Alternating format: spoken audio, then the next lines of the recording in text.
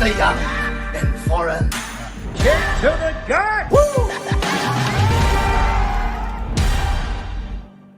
Your podcast sucks! Yo, we're coming off hot of AEW. It's Mr. Young.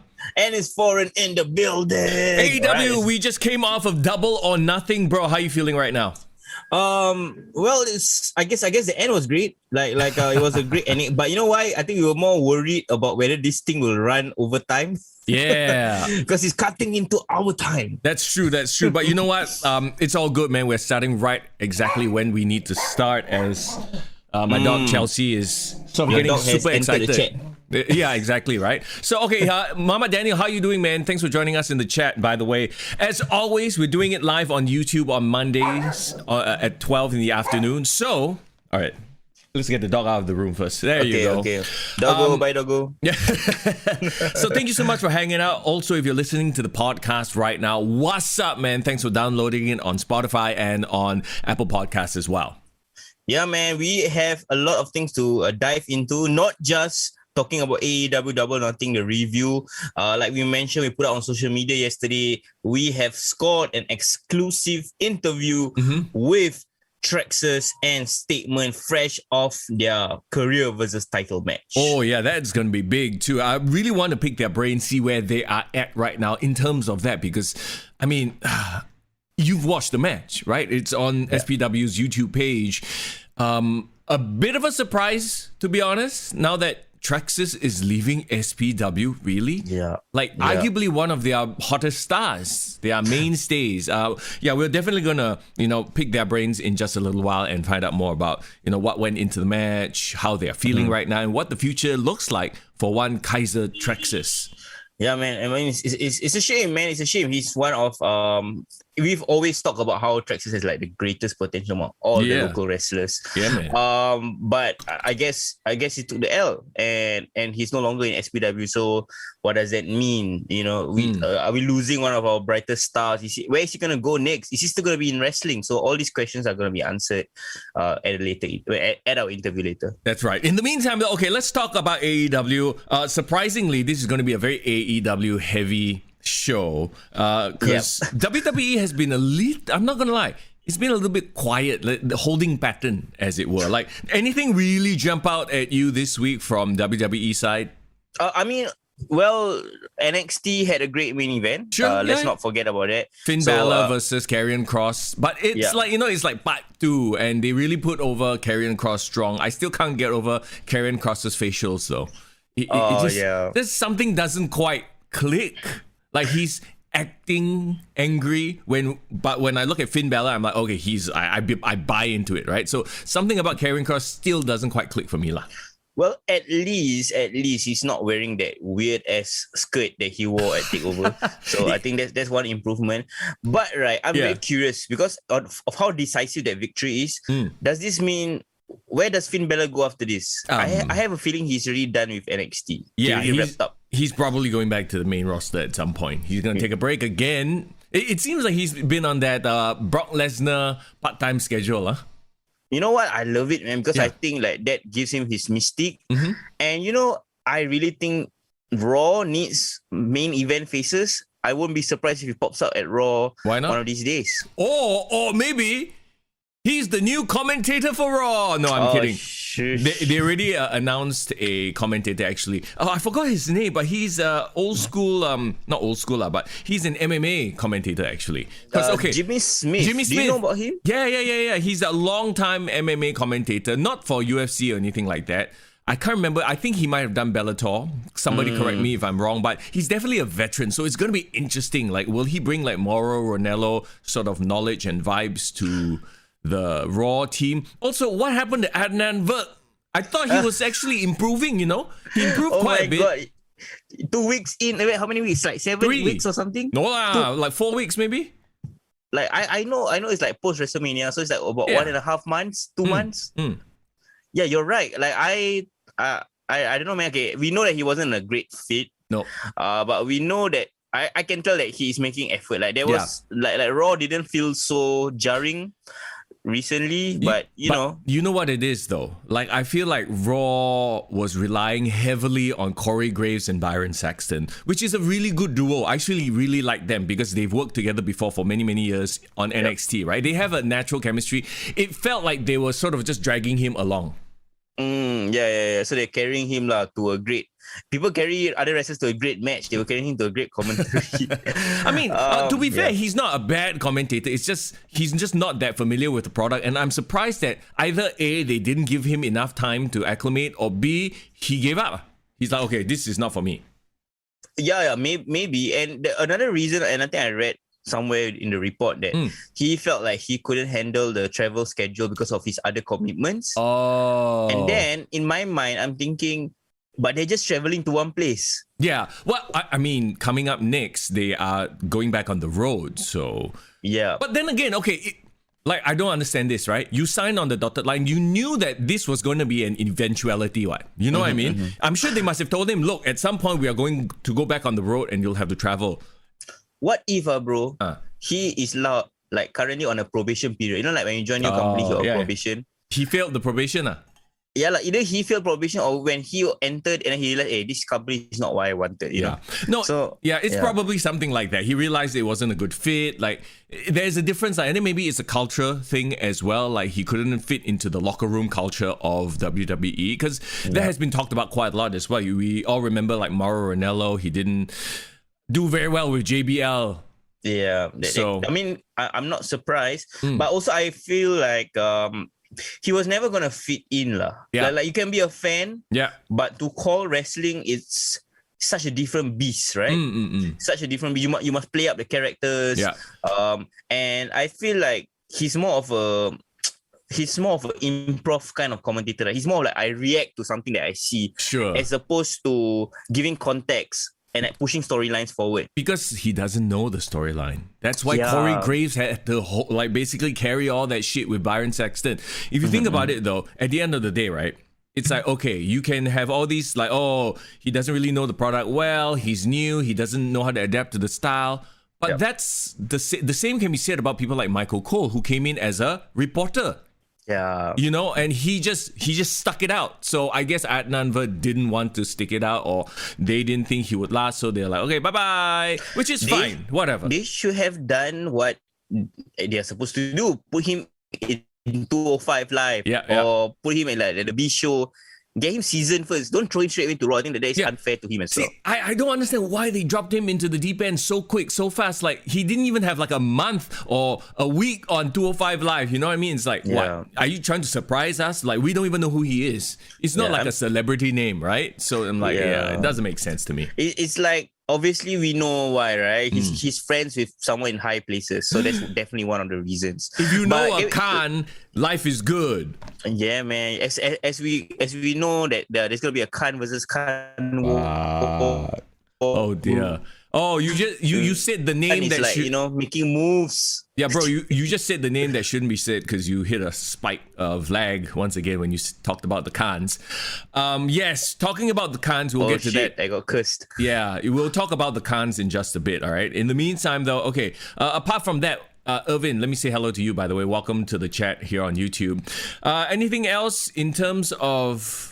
the wrestlers that really jump out at you storyline wise? I mean, they're doing the whole, Roman Reigns and the Usos, like jangan tension sort of a situation. Like, the Usos are back. They're going to contend for the tag team titles. And Roman, then finally, he looks like a jilted lover. It's like, I thought we were going to win the title. Oh yeah, the last part was really funny. I said. I actually kind of enjoy Fridays. As in in American time when it was AEW going head to head with Friday Night SmackDown. It felt more like a fair fight. I don't know. What do you think? Yeah, absolutely. And you know what the crazy thing is? You know why they now it makes sense why they're putting their show Dynamite on Friday, like 2 times in the same month already. Because next week is gonna be on Friday again. Yeah. Because but it's not gonna be regular, right? It's just gonna still be just a two times 2 off. You know they're testing it, right? Because they announced a new show on Friday nights on TNT, AEW Rampage. Oh yes, and that will tie into the big announcement that they Yes. they had on the pay-per-view today, right? Oh my God, big, world's biggest announcement, some might say. But we'll get there in just a bit. Okay, Raw, anything? No? Forgettable? Bro, Raw is so forgettable. But you know what? I think let's be fair to say that ever since they announced that live fans are coming back in like mid-July, Yeah. I think it makes sense that they're gonna have a holding pattern until then. Yeah, just like, to... there's no point starting like a new big angle or like doing anything crazy. I think they're just gonna keep out the status quo. Yeah. Post Hell in a Cell. Yeah, probably something big is gonna happen then. Yeah. And I know this is not one of the main feuds, but the whole Cedric Alexander, Shelton Benjamin thing, I low-key enjoy it. Like, the way Cedric is such a douchebag, disrespectful, and Shelton is just there to put him over, right? I'm like, okay, I actually quite like that sort of lower mid-card feud that's brewing there. Yeah. What else do you enjoy about Raw these days? Ooh. Like, I'm trying to even remember something that stood out for me on Raw, and I don't. Okay, for me, last week's Raw, they had a really good match between Xavier Woods and Matt Riddle. Okay, yeah. Yeah, and I feel like, okay, obviously the Matt Riddle, Randy Orton thing, like, I kind of like to see where it goes.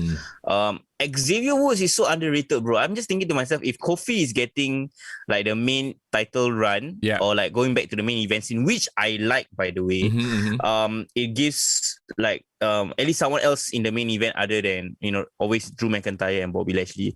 Xavier Woods should contend for the mid card titles. Okay, so versus Sheamus lah.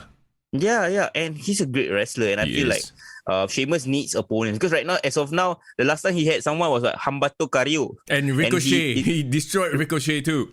Yeah, and like all these like small, which is cool, which is really cool. I like that Ricochet is getting some rub, but not just a sprinkle, not even a rub. Yeah. Irvin says Rick Boogs.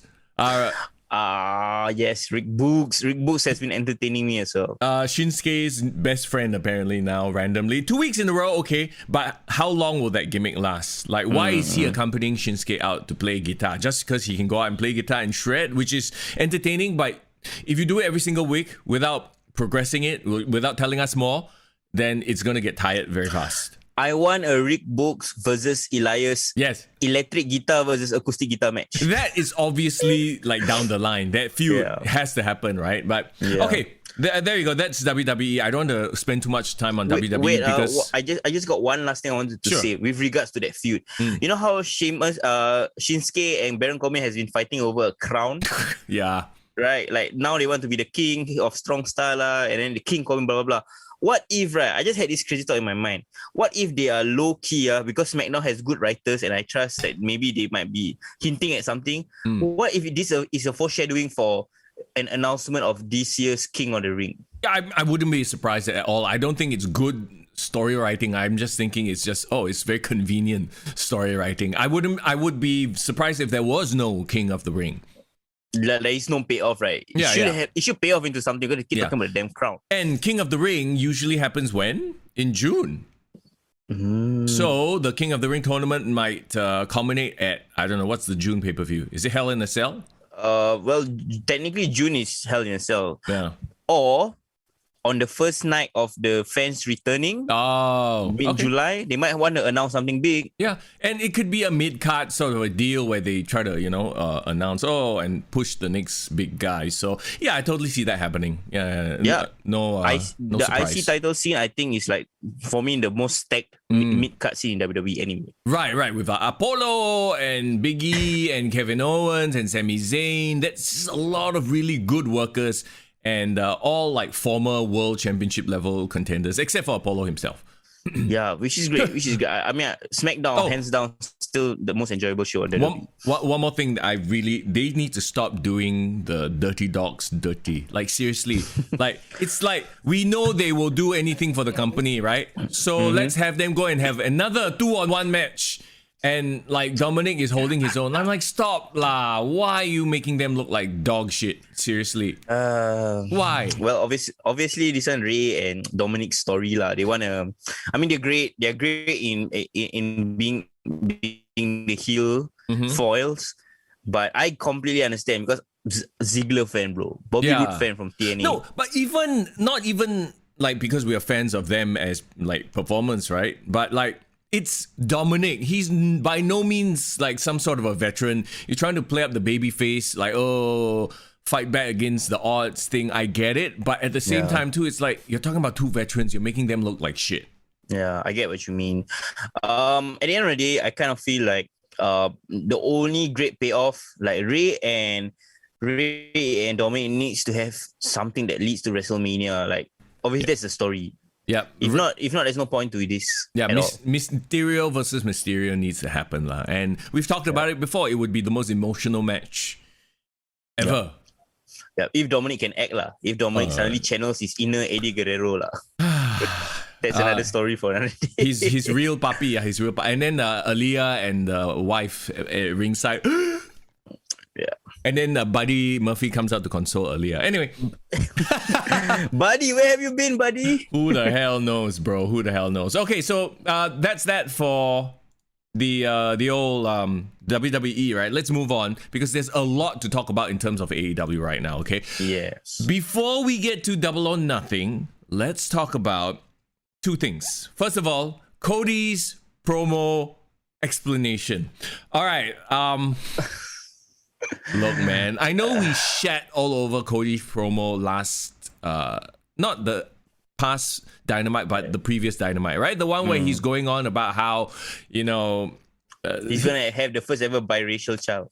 Yeah, apparently, right? And I think we weren't the only ones who rolled our eyes at that promo because the internet rolled their collective eyes at that promo as well. So much so that Cody had to come up with a I'm coughing, I can't even get it out. Explanation. Tell everybody what his explanation was. 2 words, bro. Focus groups. Fuck off, lah. Focus. Okay, when he comes out and he explains to everybody, yeah, you know, I ran that by a focus group, blah, blah, blah, and everybody responded well. It's like, really? Your ego is so thin that you couldn't take criticism on a promo that you had to blame a focus group, right? And then, of course, the internet reacts to it by saying, the fuck? What focus group? How come you got focus group on? That's the lamest thing I've ever heard. Then he had to clarify some more. Yeah. So basically, he's just digging a bigger and bigger and bigger hole. You know what he should have done? Wait, hold on. What his explanation was, though, was even dumber. He was like, by focus group, I didn't really mean like, you know, the focus group that everyone thinks, like everyone sit in a room and fucking listen to my promo. No. What a focus group. What I meant was, I asked my colleagues and legends. So, motherfucker, basically you ask all your employees lah whether that promo is good. Is that what you did? Is that what you did, sir? Because that's exactly what it sounds like he did. He asked, by legends, he probably asked Arn Anderson, who is his like Saikang warrior essentially right now. He probably asked D. Malenko, who is his employee, because he's an EVP, right? So of course they're gonna go, wow, very good. Wow, yeah, yes boss. I'm like, oh my god, dude. Like, seriously? I mean, okay lah. I will trust the legends to give like some sort of fair feedback, right? But I also understand that. Do you think that what's the point of them telling him not what he wants to hear? You know, they will just tell him what he wants to hear lah. Yeah, it's good. Okay, yeah, so first ever biracial child, great for you. You're telling me that all those legends said that is a good promo? So yeah, I'm surprised that made to air. Yeah. Like I'm surprised like he was so confident that this is like such a great promo with like so much layers to it that and there's one part of the interview that he put in his quotes, which I super rolled my eyes. It's like I've reached a point in my career where my promos mean a lot, and there's gonna be a bunch of people like dissecting every single part of my promo. So I need to give a great performance on the mic every time I step on stage. That's why I work so hard on my promos, you know. And I think to myself, he essentially telling everyone that he wants to have like a Rock and Brian Gowertz kind of relationship. He even mentioned that. He said like, I love the relationship in the Rock and his script writer. I think it's great. But you're not the Rock. Nope. Okay. So far, right, all his promos, right, are just he likes to cry a lot. He likes to get emotional in his promos, tug at the heartstrings. Like he can cut that kind of heartfelt promo, yes, but he can't do it every single time, bro. I don't think he's ever cut any other promo other than a heartfelt promo. No, he the whole like connection to the Rock is such a reach. It's not even like, unless he starts promoing and he starts bleeding, his promos to me are still going to be like overacting, Yeah. self-indulgent bullshit, right? But you know how he showed his hand? He played his card straight away in the interview. He basically said when he was trying to figure out the promo, he came across the thought of like he couldn't get away from the thought that what if he took over the American Dream moniker? So essentially, right, bro, he in his mind hit this jackpot. Like, okay, the crux of my promo is I'm gonna become the American Dream and fight Anthony Ogogo. Yeah. I believe that after that he figured out, okay, this is what I want to do. He worked his way backwards and come up with a bullshit story to justify why he becomes American Dream. Yeah, that's probably what happened. Yeah, unfortunately though, his opponent Anthony Ogogo, and nothing against him, right? But it's not like he's this big anti-American. Like, you know, his promos are full of anti-American hate. Like, he did mention something about like, oh, you know, I'm America lousy, UK number one, that kind of shit. But it wasn't like up to, I don't know, Sergeant Slaughter levels. It was, you know what I mean? There wasn't that like vitriol, that hate, that, oh, you had to bring the American Dream to fight this evil invading foreigner. Like, even if he just say that, you know, I'm just gonna fight for all Americans, I'm just gonna be this American Dream for one night. Like, just mention it like in a genuine way. I think people will just accept like he's just gonna take up his dad's mantle one day. Like, it doesn't have to become such a political promo, you know what I mean? That's the problem. At the end of the day, we all know what it is. He's just way too into himself. And he's feeling himself way too much. Oh yeah, take your hands off yourself. And then let's get to this week's freaking Dynamite, where he and what's his face, Anthony Ogogo, had the weigh in. Oh my god, that was such a fucking mess. I don't know what it is. Segment ever, bro. Okay, maybe he realized after all this back and forth on the internet, right? That's why he didn't do much of a promo. He like kept quiet. Which is good, which is great. Just do the, you know, standing on the stage, pose down and all that shit and be done with it, right? But then you had QT Marshall on the mic. Like, what the fuck? He doesn't know. Okay, I swear Paul White. Oh, my, everything. Oh, okay. What went wrong with this entire segment? Let me break it down. First of all, they had to come in and weigh in, right? They couldn't afford a digital scale, apparently. And then Paul White was having such a hard time trying to get the scale right. I'm like, motherfucker, just fake a number. Yeah. You know what I mean? It's like, why do you have to make it like so zun? So actually, he literally, Paul White is in the ring. Big Show. We all love Big Show. He's a legend, right? He's standing in there trying to work the scale and sweating away. I'm like, oh my God, this looks so bad. This looks like some cha-cha bullshit, you know? It's like the reason that this segment failed, right? It's not because like of course they you know, QT Marshall like cut a shit promo. But what made it such a disaster is that it was so awkward. Yeah. The moving parts were so awkward, like the way they set it up. Yeah, it's almost as if they were like given a rough outline. Okay, we're just going to go out and we'll do the weigh-in, and then as and when you feel like, you grab a mic and talk shit. It feels like that. And maybe they were trying to go like a real press conference, like a shoot weigh-in, but it just didn't work because you don't have naturally charismatic people, i.e. QT Marshall. And the fucking dumbest part is, okay, oh my God, this really, I messaged you about this. This really like pissed me off so bad, right? It made me roll my eye. I think even the commentators give no chance. Okay, so they finally did a weigh-in. Anthony Ogogo is 219 pounds. Cody is 218 pounds. And fucking QT Marshall grabs the mic.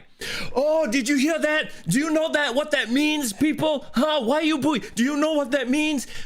One. He is heavier than him by one. So he's going to win. I'm like, what the fuck logic is that, yeah? I'm like, oh my God, please, like, shut up. Shut up now. And then the commentators were like, if he thinks that 1 pound is going to do any difference, this QT Marshall must be crazy. I think even the commentators couldn't like take it. Like, what the fuck are you talking about? Okay. So right now we understand that QT Marshall's like claim to fame, other than being like Cody's friend, is that he's like a trainer.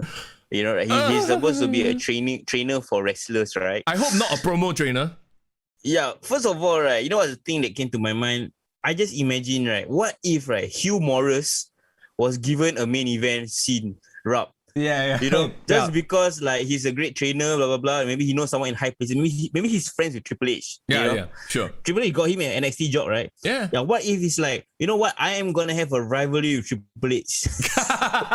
yeah. Or Albert comes back and feuds with a Karrion Kross or something like that. It's like nobody asked for it. Like you can be a great trainer, but doesn't mean you deserve like a high spot. Like El Snow was the freaking trainer. Yeah. And tough enough, for God's sake. I think you see. Here's the thing. Like they're.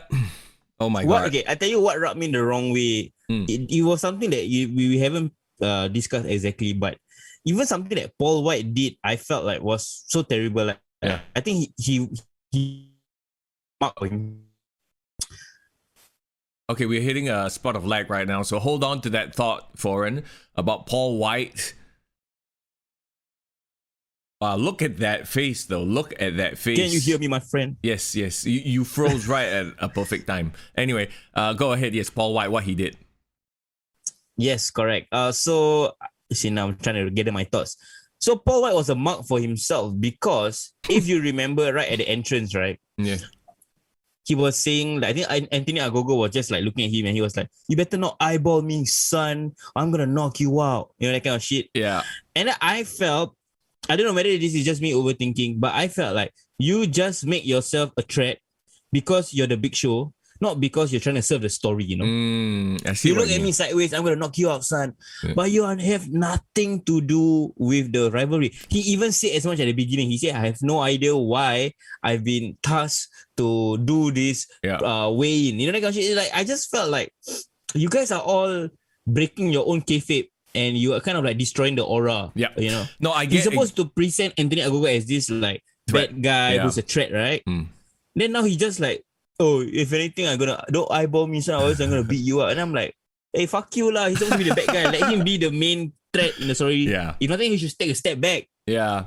I think you hit the nail on the head right there. The vibe in AEW really seems like, okay, like you go out there and you feel yourself and everyone, this sounds like a bad thing, but I promise you it's not. Everyone is out there to have a moment. And sometimes that is not what you need to do. Sometimes as a veteran, like you don't see HBK going out there and trying to steal the limelight anymore. No, he understands this is not my time anymore. My job here is to make sure these talents get the shine, not me. And I feel like a lot of these folks going over the AEW, well, except for a few lah, and we'll talk about that in just a bit, but a lot of them are like, all right, let's just go out there for one more shine moment. We all know the reasons why they're there is they felt like they're disrespecting WWE. They felt like they got more to contribute and like they weren't given the opportunity or they're being like phased out. So okay, AEW is their chance to show that they still have it. Yeah. So I think coming into AEW, they're very protective of their legacy. They want to be presented in the right way. You know, they want to have their own creative control. So basically, it's WCW 2.0 lah. You know, when Hulk Hogan says, this doesn't work for me, brother. Speaking of WCW 2.0, the next thing really cements it, bro. Really confirms what we've been saying, like, oh, AEW is essentially WCW 2.0, right? Moving away from Cody and his horseshit, bullshit, bunch of nonsense. Let's talk about Tony Khan's promo. Okay, so the backstory is that Dave Meltzer's Wrestling Observer leaked, quote unquote, they broke the news that WWE and New Japan have been trying to work together. Nick Khan from the WWE, he's like one of their higher ups. I don't remember exactly what his position is. Do you know? He is the vice president, bro. He took over from George Barrios. Okay. Remember the two high ranking executives, they got fired like last year or something. So like he's like he's basically the second hand man, bro. Right. So he's essentially been talking to New Japan for the past like couple of months apparently. So I'm like, okay, that's very interesting, and obviously that's gotten all the marks. The smarts rather, very excited, right? Yeah. Or they're definitely talking about it. And then Tony Khan had to do a promo about it. And when you listen to the promo, my God, he comes off as such a whiny rich boy. Since when, bro? He had the nickname of the Forbidden Door.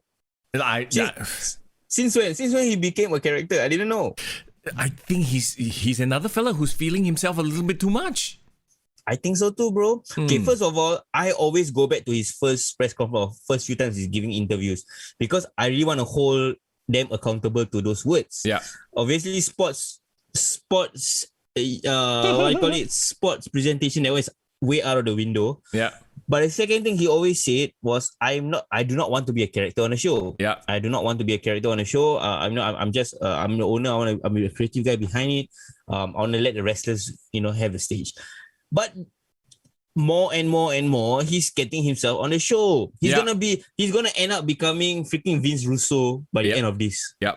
Okay, some might say technically he wasn't on the show, but he is on AEW social media telling everybody about how, hey, I was the one who brought in so and so. We have the IWGP US champion John Moxley. Me. I'm like, you sound like a fucking brat right now. Yeah. You know what I mean? And the stupidest thing is he did this promo right before AEW Dynamite. So instead of promoting your show, which is coming up, instead of promoting the pay-per-view, which is coming up, you essentially gave broke the news to the fans that WWE is talking to New Japan. Like, I'm sure most marks don't even realize that happened. People who don't follow Dave Meltzer or, follow the dirt sheets. Who is living rent-free in whose head now? Exactly. Right? So I'm like, oh my God, okay, somebody needs to sit him down and tell him, it's like, okay, this is not the way to do it. Okay, like, if it was me, right, okay, he wants to talk about how they have more progress with New Japan than WWE. They want to stick. Like, they have done all these things and accomplish all that. Does he have to really do it on screen? No, he doesn't. Like, he can literally, do an interview. You can look at into whatever it is. But bro, even then, I still feel that you're giving it too much attention. Yeah, exactly. There needs to be no attention. You know what this is like? This is like if I've been eyeing a job, let's say, for many, many months, and then somebody else gets it. And then I'm like, but I talked to the boss longer. You know what I mean? You sound like a bitch. Yeah. The other person was just more qualified in, you know what? In fact, it makes you look dumb because even though you've had this inroad, that inroad, you talked to them longer or whatnot, right? It makes you, ultimately they chose the other guy because the other guy has better qualifications or has the better deal. So it makes you look dumb. Or I can give you another great analogy. What if you have been angling for, you're an actor, you've been angling for this big role, this marquee role, and everyone say like, you know what, I think you should become the actor, you should become the guy that plays this role. And then, in the last minute, the studio decides someone else. Yeah. Like a lot of actors probably has gone through this and they never make it public. They accept like, okay lah. Yeah. Or, maybe like, in hindsight, in the future, they probably like looking back at their career, they say, I was actually going to play the role of Batman, but it didn't go to me, blah, blah, blah. But then, like, if you're going to be a bitch about it and then just say like, it should have been me. It should have been me. He's pulling a Dolph Ziggler, huh? And the thing is, there isn't even a concrete like plan yet. Yeah. And what if New Japan just swan both of them? Yeah, exactly. No, and then it's okay. First of all, it's very obvious, Irvin. I agree with you. It's very obvious he wants to be on-screen personality. He wants to be a Mr. McMahon or something like that. You know what I mean? Yeah. Or Vince Russo. And secondly, look, at the end of the day, he's taking away shine from his actual performance, and that's just a dumb move. Yeah.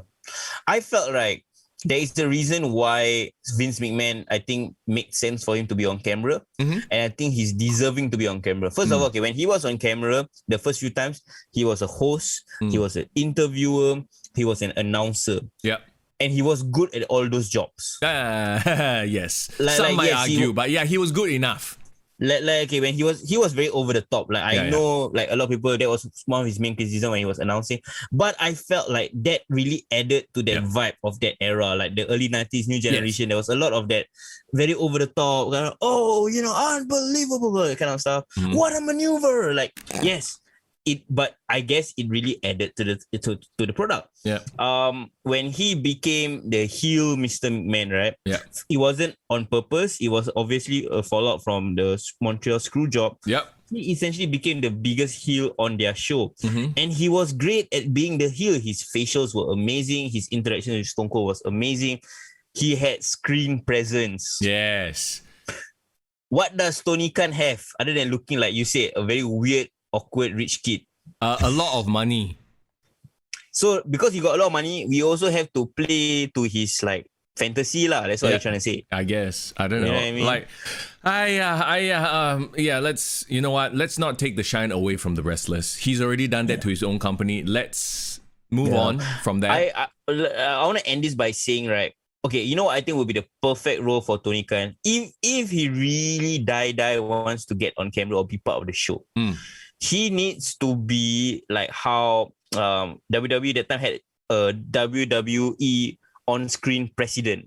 Oh. Like a Jack Tunney or like, I forgot who are the other presidents. But the point is, right? Jack Tunney never even said anything. He was literally a figurehead.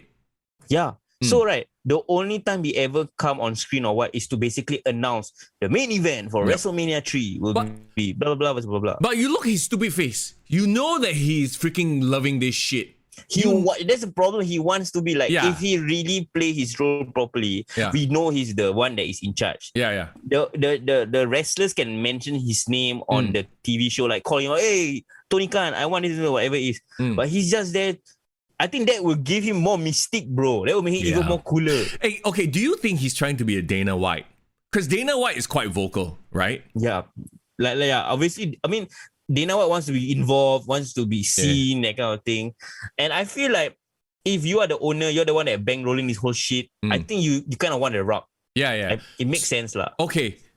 The second Tony Khan gets in the ring and has a match, that's when we know the shit has hit the fan. So right now we are teetering on that precipice. We are on the line. So the second he crosses that line and steps into the ring, then we know, okay, this shit is WCW 2.0. It's going downhill. Or if some wrestler calls him out and physically attacks him. Oh my god, no. He probably wants to take a bomb. He wants to take like a spectacular bomb or some shit. For all we know, he's been training secretly with The Factory. With QT Marshall. Oh, good lord. Okay, let's get to the actual pay-per-view now. Yeah. Double or Nothing. I mean, first of all, having a full crowd there, my god, the vibe, the atmosphere, fantastic. I hope everyone stays healthy. We've talked about this before, you know. Yeah. What I noticed very interestingly too is that AEW fans really love their quote-unquote AEW originals. I don't know if you realize this, but a lot of the former WWE vets that have crossed over, they don't get quite the pop as their AEW vets. I get what you mean. And it's so interesting because like the way they respond or react to certain wrestlers is much more pronounced, like you mentioned. But I don't know whether it's the way the hard cam was set up. It was a very interesting way it was set up.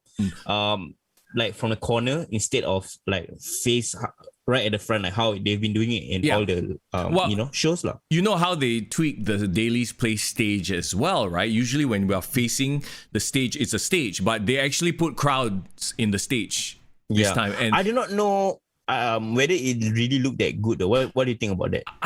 Because I know what you mean. Because usually you're used to when you look at the stage and the seating at the back, it's like a lot of crowd, right? This one there's just like 2 rows, 3 rows, so it looks sparse. But I think they did it to, well, first of all, make it look like they have fans, because that's their whole thing, right? Like, oh, the fans are back, and it made everybody's entrance look weak as well, because people were only coming out of their tunnel now. Yeah.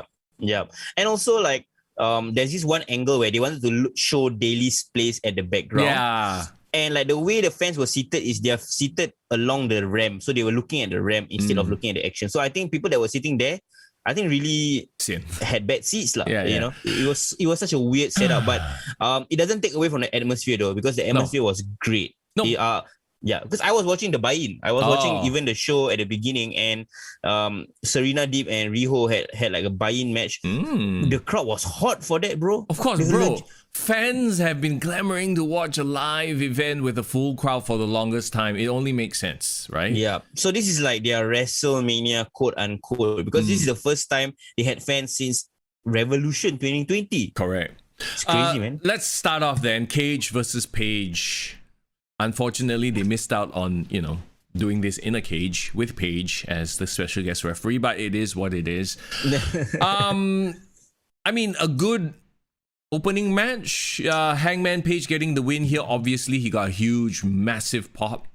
So one thing I take away from this match is that I thought Adam Page was like very cold, got no momentum. But he's still very beloved by the fans. No. You have to understand too that it was the first match, and they were smart in putting Adam Page in that spot because it was the first match of the return of crowd. So you know that the energy the crowd has all this energy they want to let out. Mm-hmm. So I'm not surprised that he got such a huge pop. I don't think it is an indicator of whether he's currently hot, to be honest. I would disagree respectfully because I feel like the fact that they put him in that position means they trust him to be the one that gets the crowd going. And yes, the crowd could be excited that the fans are back and they just want to see wrestling again. But him as like as a wrestler that you want to support, I think he still has that pull with the fans. Obviously now he's not in good storylines. I think they kind of shit on him for a bit, but it's like despite getting shit on, he's still getting fan support. Yeah, I think he speaks a lot more. Yeah, he's still that draw. And talking about shit storylines, so Team Taz, right? Brian Cage doesn't want to get help. He eventually loses. Do we really want to see Brian Cage as a face? Batista did it better. Yeah, well, yeah, exactly. But it's like, I don't get it. The whole thing was, to me, it just took away from Hangman getting the momentum. And Brian Cage is sort of like in between nowhere. He's sort of like in limbo, I feel. So it did nothing for me. I mean, Brian Cage obviously splitting up from Team Taz is their way of trying to make him babyface and trying to make him like his own man. But I have no idea what's my connection to Brian Cage. It's not like he's been so charismatic and people have been cheering him so he finally breaks away. Like Batista, right? Yeah. No, they just like randomly decided for him to have issues. I'm like, huh? This is the most like cold turn I've ever seen. I get what you mean. And I do not know whether this is an AEW thing, but like, you know, Batista had all those like very slow burn segments backstage with Triple H. And that made us care about Batista. Yes. But I've never seen AEW like, I know they got no storylines and blah, blah, blah. But I think that affects their ability for us to create a connection with the wrestlers. Maybe they've been doing it on YouTube. Oh, fuck. Okay. No, I agree with you 1000% that it really does feel like they're just booking on the fly. Okay, I think that Brian Cage shouldn't be in Team Taz anymore. All right, let's have him turn. That's it. That's all they thought. And let's do it this way, as opposed to building up the tension over weeks. I mean, okay, to be fair, we have been seeing tension, but it's also like very weak like that. That's very bad storytelling. The wrestlers, obviously, like we know they have like control over their storylines. So the ones that really are great at this can do it. Like obviously Inner Circle, Chris Jericho, you know like what's going on with their stories. All that. So I feel like big Team Taz, like there's not a lot of great storytellers. No, not at all. I mean, obviously Taz is carrying the whole thing, but the rest of them, I don't see any charisma from anyone from Team Taz. Well, except for Ricky Starks. I think he has a lot of heel potential. But yeah, Brian Cage really he has that Bobby Lashley problem. Like he's this jacked, yoked guy, but in terms of his intensity, it's not there. His face doesn't look intense, even though it's weird because he does look like a scary dude. But he doesn't give off like, I don't know. Maybe he seems like a sweetheart still. Maybe that's why they are turning him face, because they realize, okay, like you're too baby face. But like again, I think the issue with both of us is saying that we just don't connect with him. No, not at all. Yeah. Okay, let's move on. Mox and Kingston versus the Young Bucks. I'm going to shock the world by saying I enjoyed the fuck out of this match. You know what? I'm not surprised actually, bro. Yeah. I'm curious to hear your opinion because when I watched the match, I was very invested in the match. They see, here's the thing. And I've said this before. I don't know why everyone assumes that I shit on the Young Bucks and AEW for the sake of it. But when these fuckers slow down and tell a story, they are good. Yeah. I don't disagree. Like let me tell you what made me hype. I think it's a combination of the fans. Yep. It's a combination of for some reason Wild Thing. I'm really vibing with Jon Moxley's entrance. Sure. Because the moment he came out right from the crowd and like the crowd was so hyped to see them in the crowd. Yep. Like suddenly I felt hyped like, oh, this is like a big deal match. You know? The combination of Eddie Kingston and Jon Moxley is magic, I feel. Because it's like there's the one super ultra intense crazy guy, and then there's the buddy who's like, hey, look at this fucker, he's so crazy. But I'm also a little bit crazy, you know, like I like him. They have a really good chemistry together. And then the Young Bucks just embracing this whole Chibai face vibe. Talk about Chibai. Their outfits enough already. Bro. Yeah, exactly. And they've embraced it, and I love it because it fits them. It fits them to a T, and they can pull it off so well. They're really good. So you got very strong heels versus very strong faces. It's perfect. This is like wrestling 101, right? Yeah, and of course, for Mox, you got to start the match off like chaotic, ringside, brawling with in the fans, that kind of stuff. I dare say he is a better fit with Eddie Kingston than he ever was with the Shield. Yeah, I agree. Because with the Shield, he was the wild card. Yeah. And then Roman Reigns took the shine in the Shield. But with this, right, it's like this is his family, like his people, you know? Yeah, him and Eddie Kingston. Eddie elevates him. And here's one thing else I wanted to point out, which I was trying to figure out why they were doing it. Yeah. But do you realize that Nick and Matt, they were like mocking like legendary wrestlers and their taunts? Yeah, I did. They were doing like a bit of Macho Man. Yeah. They were doing some Hulk stuff. I do not know why. I mean, maybe there's a story there that I wasn't aware. I didn't pick up on it. But obviously, it really made me feel even more douchey. I was like, why the fuck are you just copying Macho Man? Like, what's the point? You know, kind of thing. So I'm trying to figure out what that was about. See, okay, there was one point where Mox also did like a Hulk up almost. I'm like, what is going on? I think they were definitely trying to screw with, you know, the fans, the old fans. I don't know. Yeah, I have no idea. Like I said, like maybe I'm missing something. It felt like I'm missing something. Maybe they cut something in their promo or being the elite or what, and said that, hey, you know, we are the new generation. Yeah. We are the best. You know? Yeah. Like, the only thing that was like a bit curious to me was, I don't know if Eddie Kingston is still injured or what, but he did very little of the match. It was mostly Mox getting the shit kicked out of him, and then he bladed even. He was bleeding all over the place. I think he is still injured because he had a legitimate injury post the barbed wire match. Remember? Exploding ring? Yeah, exploding because he I remember because he cut that promo with a cast on. Yeah. Yeah, so I think that one's a legit injury and he's still rehabbing it. Do you like the ending? Like when they did like multiple like elite being the elite triggers or some shit, like they did the knee thing?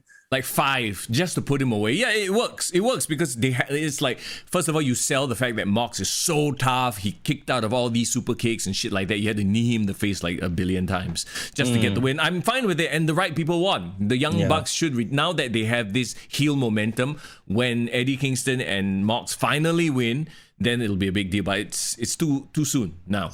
Yeah, and also I like the commentary because they talk about how you know, Eddie and Mox, even though they are great friends, they are two great singles wrestlers. But Young Bucks have always been, you know, tag team wrestlers, and I think that really shined through even in the way they laid out the match. Oh, what really annoyed me about this match? I just took a look at my notes. I wrote this down. The production pissed me off because they kept cutting angles at the wrong time. And this is a problem. We talked about this before, right? They need a Kevin Dunn or someone of that caliber because because like these wrestlers, especially in multi-man matches, like the action happens so fast. Yeah. Like sometimes they cut and then you miss shit. Like there was this really cool spot where I think Mox had the rear naked choke on one of the Bucks, and then the Bucks flipped over. Then the other Buck did a 450. Yeah. And they cut at that point. So I'm like, oh, fuck, I missed it. You know what I mean? Well, you can definitely see like the issues with AEW, right, has always been specific things. It hasn't improved or it hasn't changed because we've been calling it out. I mean, they have improved a bit by bit, but not enough that it significantly changed, right? Yeah. Like production is one of them. Don't get us wrong. I feel like WWE has moments where they miss out important things as well. But the incidents, the number of incidents, it looks like AEW has way more. It's like 5-1 almost. So they really need to pay attention to that. I do not know why, but actually my favorite promotion in terms of production value, like in terms of how they produce a match, is still New Japan to me. Really? Because, like when you watch a New Japan match, right, they never cut at wrong timings. They always let the action flow. They always shoot from a neutral view. Like it's easier to follow the match. But because the thing about WWE, they have a lot of Hollywood cuts now. Yeah, they keep doing the zoom ins. Well, blah blah blah. Multiple cuts. You know why, right? It's to cover up like phantom punches, because we all know wrestling is a work, and if the problem with pro wrestling is that if you have bad angles, you give away the business. And if you're not, and WWE, they don't do their action quite as snug as New Japan. They fucking lay it in, so they can afford to have like lingering shots. Which I think I mean that's like a result of the style that they're doing. Like the positive part is like you said, like they can actually shoot everything and catch it all on camera as much as possible. Let the scene breathe. It's almost like stunt work. Like people always say like the reason why John Wick is so good is because like you can see most of the action in camera. There's not a lot of unnecessary cuts. Yeah. But because the stuntmen are really, really good. So I feel it's the same thing as well with regards to wrestling and how they produce the matches. Right. So the Young Bucks win. No surprise here, but that's a good finish. Yes, and we are all happy that Young Bucks won. So that is a very interesting noteworthy point. Amazing. Casino Battle Royale is next, and I still hate the concept. I think it's always a clusterfuck of a match. Yep. Christian Cage. So this is it, right? Like Christian Cage comes out first, and I realized the crowd was kind of meh. Yeah. Which is like, I'm like, what the hell, dude? So that's why I think this crowd, the AEW crowd really, really loves their originals, more so than the quote-unquote WWE legends. Which I would say is a positive thing in my opinion. Because I feel like you have created a new fan base that is really going to be loyal to AEW. Or that's a bad thing in that you brought in this legend who wants to work, who has, potential to go to the top, right? And you've made the fans not care. Well, that's not an indictment on the AEW fans. That's an indictment on AEW management. Yeah. That's what I'm saying, right? Like, what have they done to make us care about Christian Cage ever since he debuted? Nothing. Not much. Nothing. Yeah, he only... Remember we had this breaking news. Oh, Christian Cage coming out at Revolution when he makes his debut. He has done jack shit since then. So another thing, Paul White also the same thing. But can I say something? Okay, this one I give props to AEW. We all, even in our predictions, in our preview, we said, okay, Christian Cage is the one that stands out. You know, he should be the one that wins. I like that they've swerved us and they actually put the shine on a AEW original wrestler. Okay, before we get there though, let me just point out a few very interesting things. Max Caster was eliminated and the crowd booed. So I'm like, wow, okay. Does the crowd actually like the Acclaim? You know what? I was surprised because, when he cut that initial rap, right? Yeah. The crowd actually reacted quite positively to the raps. Yeah. So I'm like, ooh, this might be a case of, okay, we've been doing this to like barely any crowd, so we couldn't really tell if people like them or dislike them. But I'm like, oh, maybe they might see a face turn at some point, Maybe he's having the John Cena effect. Maybe. Cut enough raps and then suddenly he become a fan favorite. Yeah. At one point, they had the moment we talked about. Christian Cage, Matt Hardy face off. Unfortunately, that moment lasted like 1 second. Yeah. I was like, why couldn't they have milked it a little bit longer? But to their credit, right? They were part of the final three. Yeah, sure. I feel like maybe Christian and Matt Hardy was actually super excited to be putting over new talent. And I think that's why they gave them the rub. Okay, so before we get to the end though, the Joker. Yes. Lashley. Oh my God. That was a genuine surprise. Yeah. Genuine surprise. To me, it was a surprise, but I'm like, okay, he's not going to win this. Yeah. It's just like Matt Sydal from the last one. Which I like. You know why? I was just thinking to myself, like, this is a great mid-level size surprise. Yeah. Where everyone's happy, like, you'll get a nice pop, but it still doesn't affect the story. Like, it's not as if, like, if, for example, Samoa Joe came in and was like, fuck everyone else, he's gonna win. You know? That would have been too much of a downer. Like, it would kind of spit in the face of the other wrestlers. But Leo Rush gave a good account of himself. I mean, he was great in NXT, right? He was a great high flyer, and he did a lot of cool things in the match. But very fast, he came in and he fuck off. Yeah, he came in, had like a few minutes of action. It was high flying action, but then he was gone real quick. Jungle Boy and Christian were the last two, which was very weird to me. You got two faces going at it, and Jungle Boy won. So, okay, do we really truly believe? Like, to me, like, I like that Jungle Boy won, but also at the same time, it's like, okay, he's just gonna be fed to Kenny Omega to die. That's it. I think that he's just gonna give a great TV title match to Kenny Omega, give a good account of himself, and fall short which I feel that at this stage in his career that needs to happen. Yeah. Maybe this is what AEW management is trying to do. Test run. And this will be something that I will talk about in the the title match that happened as well. Yeah. They're just test running him in the main event scene, see how he can perform, see how he comes across to the fans, which I don't mind because he got a great pop. Like you said, the AEW fans were damn happy that he won. Like I said, I don't see him as the guy who takes the title off, but he's definitely getting a huge rub. And hopefully they build the story properly and Kenny isn't just going off and doing other title collector bullshit things, right? Like, give Jungle Boy the proper time he deserves. Let them have their thing. Then it could be like the whole Jurassic Express versus the Elite. Yeah. You know what Jungle Boy has that not a lot of wrestlers in AEW have? A dinosaur. Yes, he has that as well. But I feel like he has a genuine connection with the audience. Yep.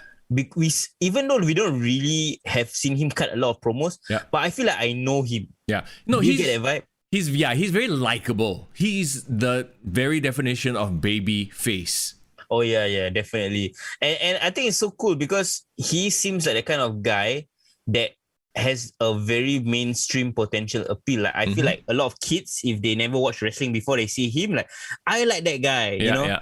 And like he has obviously the backstory of his dad being a Hollywood star and all of that going for him easily can translate to mainstream, right?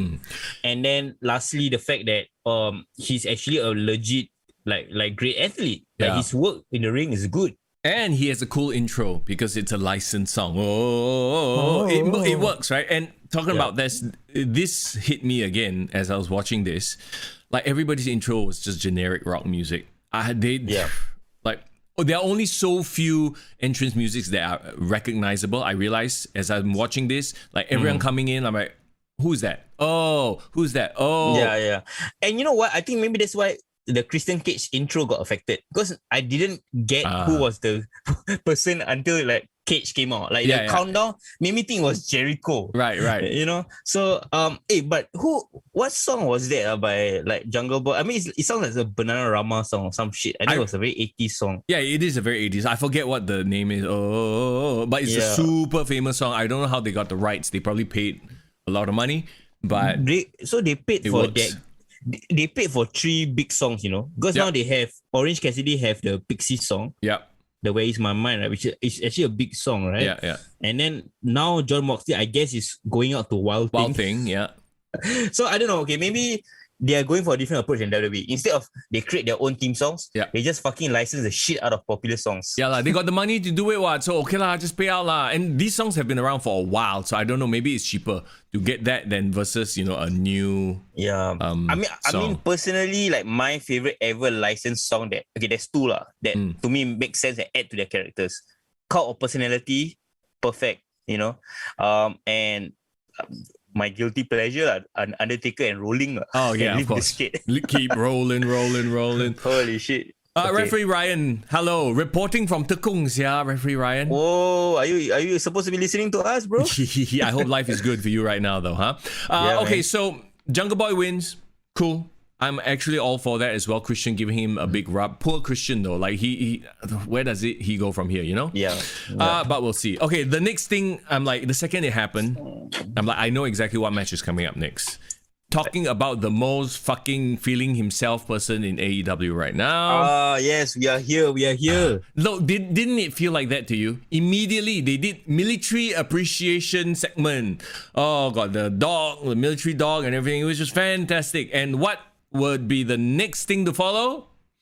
Cody versus Agogo, of course. I almost half expected, right, American Dream to start playing. American.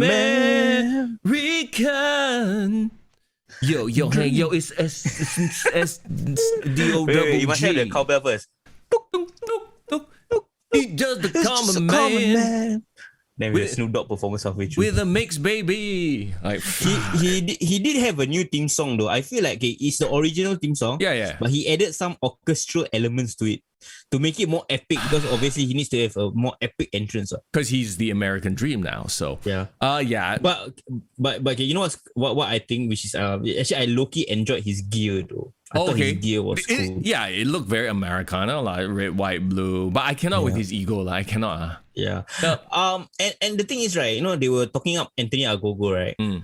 Honestly, his story is more of a babyface story than Cody. Like they talk about how he was an Olympic wrestler. Yeah. He's half blind. Yeah. He's almost blind on his left eye because of the kind of fucking punch in the face. Yeah.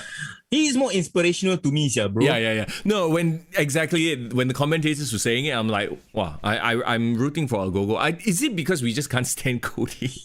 I think a lot of it is because of that. Okay, but, right. And then right at the start of the match, did you notice he gave away his weight belt to some kid? Macam like he Bret Hart. Remember the Bret Hart used to take out his glasses, give to the fans, and the fan was like, okay, first of all, right, some issues with that. Bret Hart gave glasses to a kid. Kid can wear glasses. Yeah. Why the fuck a kid needs a weight belt for what? You fucking want him to get into the gym at 10 years old. Yeah, that's why he can't even like put it around his waist at all. Maybe the kid is looking at him like, what do you want me to do with this? Yeah.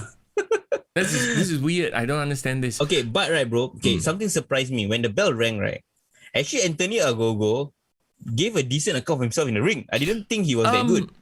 I think Cody carried him to a decent match.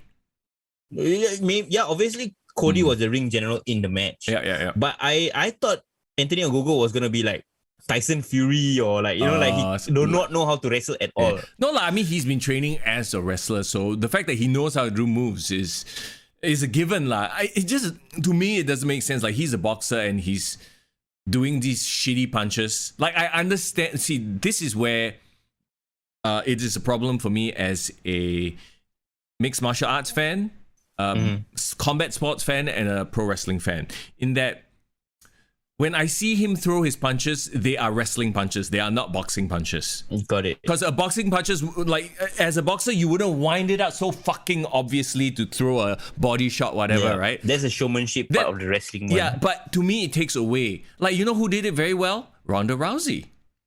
Oh, really? Like, people like, actually, if you think about it, Ronda Rousey sort of married the whole MMA and pro wrestling aspects together to make it look legit. Like when you see her throw her punches, she doesn't like wind up like I get what you mean. She throws flurries, which as a mixed martial arts fan makes sense because that's how you actually throw a punch. So when a go-go is like winding big ass fucking punches, I'm like, yo, that looks hokey as shit. This is a weird piece of trivia in my head, but like my favorite wrestler who throws the best working punches, do you know who? Who? And everyone across the industry always acknowledge him as the best working punch in the industry. Okay. Jerry Lawler. People always said Jerry Lawler, like from his Memphis days, like he always threw like the best punches. It's just the way that he connects and make the people snap their head. It looks really, really good. Because I remembered an interview that Becky Lynch did when she's still in the man run, right? She said that there's this one segment, I don't know, it's very obscure, but do you remember this one segment on Raw where she didn't say anything much? Charlotte was black, yakking away, and then he just gave her one punch, and then she dropped. Yeah. I don't know whether you remember that one particular segment. It was just in the road to WrestleMania, but she just basically gave her one crazy ass punch that looked damn stiff as hell, and she just dropped. And on the interview that towards WrestleMania, hyping it up, she said that she's been taking lessons from Jerry Lawler. She's been asking Jerry Lawler how to do a great working punch. But here's the thing. So Jerry Lawler's working punch is very theatrical also. Like it's very WWE, like he winds it up and he does the kind of like an uppercut kind of vibe. Yeah. But for some reason it looks and connects in a very legit way. Yeah. And I feel like maybe a lot of wrestlers need to work on their working punch because not all of them can pull it off well. And the problem here is we've been sold that Agogo is this like legit boxer, Olympic boxer. So the fact that when his punches look like bullshit, I'm like, it kills the illusion for me. His liver punch is supposedly one of his like signature moves. Yeah, Though. Like every time he hits it, people always drop to their knees. Yeah. Which I think is okay. It's pretty cool that you as a former boxer have a boxing move as like a signature move. Yeah. It's just that I know like a liver punch, if you really connect, it hurts like hell. You know, you will definitely drop. But how do you fake a liver punch? Because I feel like if you pull back on a liver punch, right, it doesn't look correct. It looks like shit lah. So this and Irvin brings up a very good point that proper boxing punches are not dramatic enough. That's why Mark Merrow's gimmick failed. Yeah. So a boxing Agogo equals Balrog. You remember Balrog from Street Fighter? Yeah. Oh, that's cool. Yeah, it's cool like comparison. Like all his moves didn't make sense in a proper boxing match, right? It's too have there ever showy. been a boxer gimmick in wrestling that worked? No. Like, even though, like, let's say Baron Corbin, he's supposed to be a Golden Gloves boxer, but he wrestles. He doesn't box, you know what I mean? Because I think they understand that if you want to pull this whole boxer gimmick off, everything's going to look hokey as fuck. Or just not dramatic, and you might actually injure somebody by throwing legit shoot punches. There is one wrestler who employs striking like a boxer in his moveset, which I think looks legit. Undertaker. Like when Undertaker whips someone into the corner, he does a bit of like some boxing flurries. He punch, and then he give one crazy punch, and he runs and does the boot. But that's like one move. That's the point I'm trying to make. Like it looks great for like a one-off move set or like part of your entire arsenal. But if you base your entire gimmick on I'm a boxer, that's it. Cannot really. So Agogo essentially what we're saying is Agogo needs something other than I'm a boxer. Oh wait, he's an Olympian. So you know what? He does the Olympic slam, which I thought was damn funny. I caught that. Yeah, I was thinking to myself like, wow, Olympic slam. And the commentators even mentioned, oh, this Olympian with the Olympic slam. Bro, he had the Olympic rings on his tights, okay? Talk about running a gimmick to the ground. Yeah. Irvin says, lucky you never say Shane McMahon in terms of boxing. Bro, okay. I say like the best working punches, not the most fakest working punches. Shane McMahon not to it, yeah. At some point, Agogo bled. I guess that was hard way because that. You know, I unless it's Cody's whole, okay, somebody needs to bleed in my match. Come on, that's like a Dusty trademark, right? Okay, I'm amazed that Cody didn't bleed. Like I said, to be honest, I just thought that this match was just meh. It was Cody carrying a greenhorn to a decent enough match. Cody won with a vertebraker, which is like, what? Is that his new move? I didn't know that was a new move of his. Yeah, it looked very dangerous, to be honest. It looked like he was like barely up there, like, oh my god, are you gonna drop him on his fucking neck? Yeah, I get what you mean. I kind of felt like the match ended on an anticlimactic vibe because I didn't know that was the finisher. Yeah, actually, this seems to be a theme of this pay-per-view. I feel like a lot of endings came out of nowhere. Some to good effect, some to like meh effect. Like this one was very meh. Like, oh, boom, vertebraker, that's it, wins, huh? Yeah, we need to talk about like, you know, what's your favorite matches, what match you enjoyed the most. But in this scenario, I felt like it's very middle of the road. Middle of the road. Like, it wasn't an offensively shit match, but it wasn't great either. So it was like very much a 5 upon 10. I just didn't like that. To be honest, I took away nothing from Agogo. Do you think that this match created a star out of him? I don't think so. No. All it did was stroke Cody's ego. That's all it did. Yeah. At the end of the match, even the build-up, right, it felt more like a Cody Rhodes vehicle than it was a way to build Anthony Agogo. Because no one talked about Anthony Agogo going to the match. Everyone just talked about how shitty Cody Rhodes' promo is. So I don't know, that's not good, right? Yeah, no, it's not. I feel it's not good for their business, because at the end of the day, Cody's already as much as we hate to say it, he's already an established name in AEW. You needed to have pushed Agogo here. And if you want to push him as this mega monster heel, this would have been the perfect time to do it, right? Have him beat the American Dream. Like, whoa, but, you know, hey, his ego wouldn't allow it to happen. So, or maybe just Agogo's not ready, which I also think that could be the case. Like, I don't think he's ready. Okay, then don't do the feud. Give it to somebody who is ready, you know? Like, okay, anyway, let's move on then. We can't even think of a name on the top of my head because there's not a lot. I will just go off on a 20-minute rant about Cody again. Lance Archer versus Miro for the TNT Championship. Yeah, bro, sorry, bro. I didn't realize this match was happening. I was trying to look Did I miss on the match? Because I was eating and watching. Oh, okay. But the next thing I remember, I was already watching the Britt Baker match. So I completely missed out on this match. That's so weird. I think you probably fell asleep because you know what? I won't be surprised. I fell asleep during the Britt Baker match. Okay, so we took turns lah. Yeah, we took turns. So tell me all about this non-existent Miro and Lance Archer match. It was exactly what we expected it to be. Two giant horses beating the fuck out of each other. The start of the thing was damn funny though. Like Lance Archer walked into the ring, right? And Justin Roberts was still announcing his name, like Lance, and then Lance Archer, like, you know, like he grabbed him by the shoulder, like, hey, what's up, bro? You know, that sort of thing. And it sounded like it scared the shit out of Justin Roberts because he wasn't expecting it, because he came out from behind him and grabbed him by the shoulder. And oh shit, really? I don't know. Okay, maybe my memory is playing tricks on me. Like, it was funnier to me than it really was. But it's like he literally was like, Lance. A moment. I was like, whoa, okay. That wasn't expected. So was Justin Roberts in the ring? He was. Okay, so he basically just sneaked out on Justin Roberts while he was announcing. Yeah, and then grabbed him by the shoulders, like, hey, bro. But like he's halfway through introducing his name and it like startled him. So I thought it was damn funny. Yeah, I'm like, what is this bromance going on? I saw a weird meme, and can you explain this to me? Okay.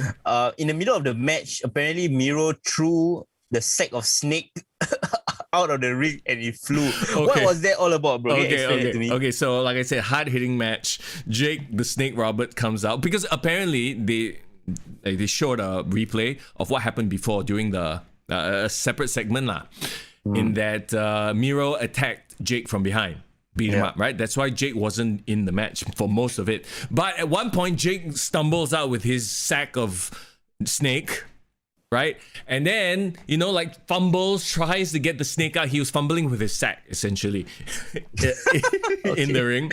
And then Miro stops him, grabs the sack, and throws it into the entranceway. The fuck? So at first I thought Jake the Snake was fumbling because he couldn't like open his bag lah. Then I'm like, oh, okay, this is what they were going for. So it was probably a fake snake. There was no snake inside. But to give the illusion, like, oh, Miro tosses the sack. He grabbed Jake's sack and threw it away. Yeah. You know what would be super funny if like they play a sound effect, like, and then like when he threw that, like, and then the snake scream or he's in terror. Yeah, and then fucking animal cruelty people come knocking on his door. It was a kind of a silly moment, you know. The ending though, like Miro wins, right, with the game over or the accolade, but you know. They call him the game over now. Yeah, they call it the game over. The problem with the game over is it only works well on people who can backbend. Like did you watch on Dynamite? He fought some newbie who... Yeah, and then he like cranking all the way right to the back, which looks quite impressive. Because that guy is a flexible guy, obviously. So it's like Charlotte when she does her bridge. It looks like a nice U shape, so it looks painful. Yeah. But when you do it to someone like Lance Archer, who's way thicker, he doesn't bend as much. It doesn't look quite as impressive. The fact that he passed out from it, I'm like, ew. Really? Yeah. It wasn't a tap out, it was a pass out. So like Lance Archer is too, you know, strong, too stubborn to give up, that sort of a vibe. And also he doesn't just do it like a camel clutch. He doesn't just sit on him like in the acclaim, right? No, accolade, sorry. He actually now like does the back bend on his back.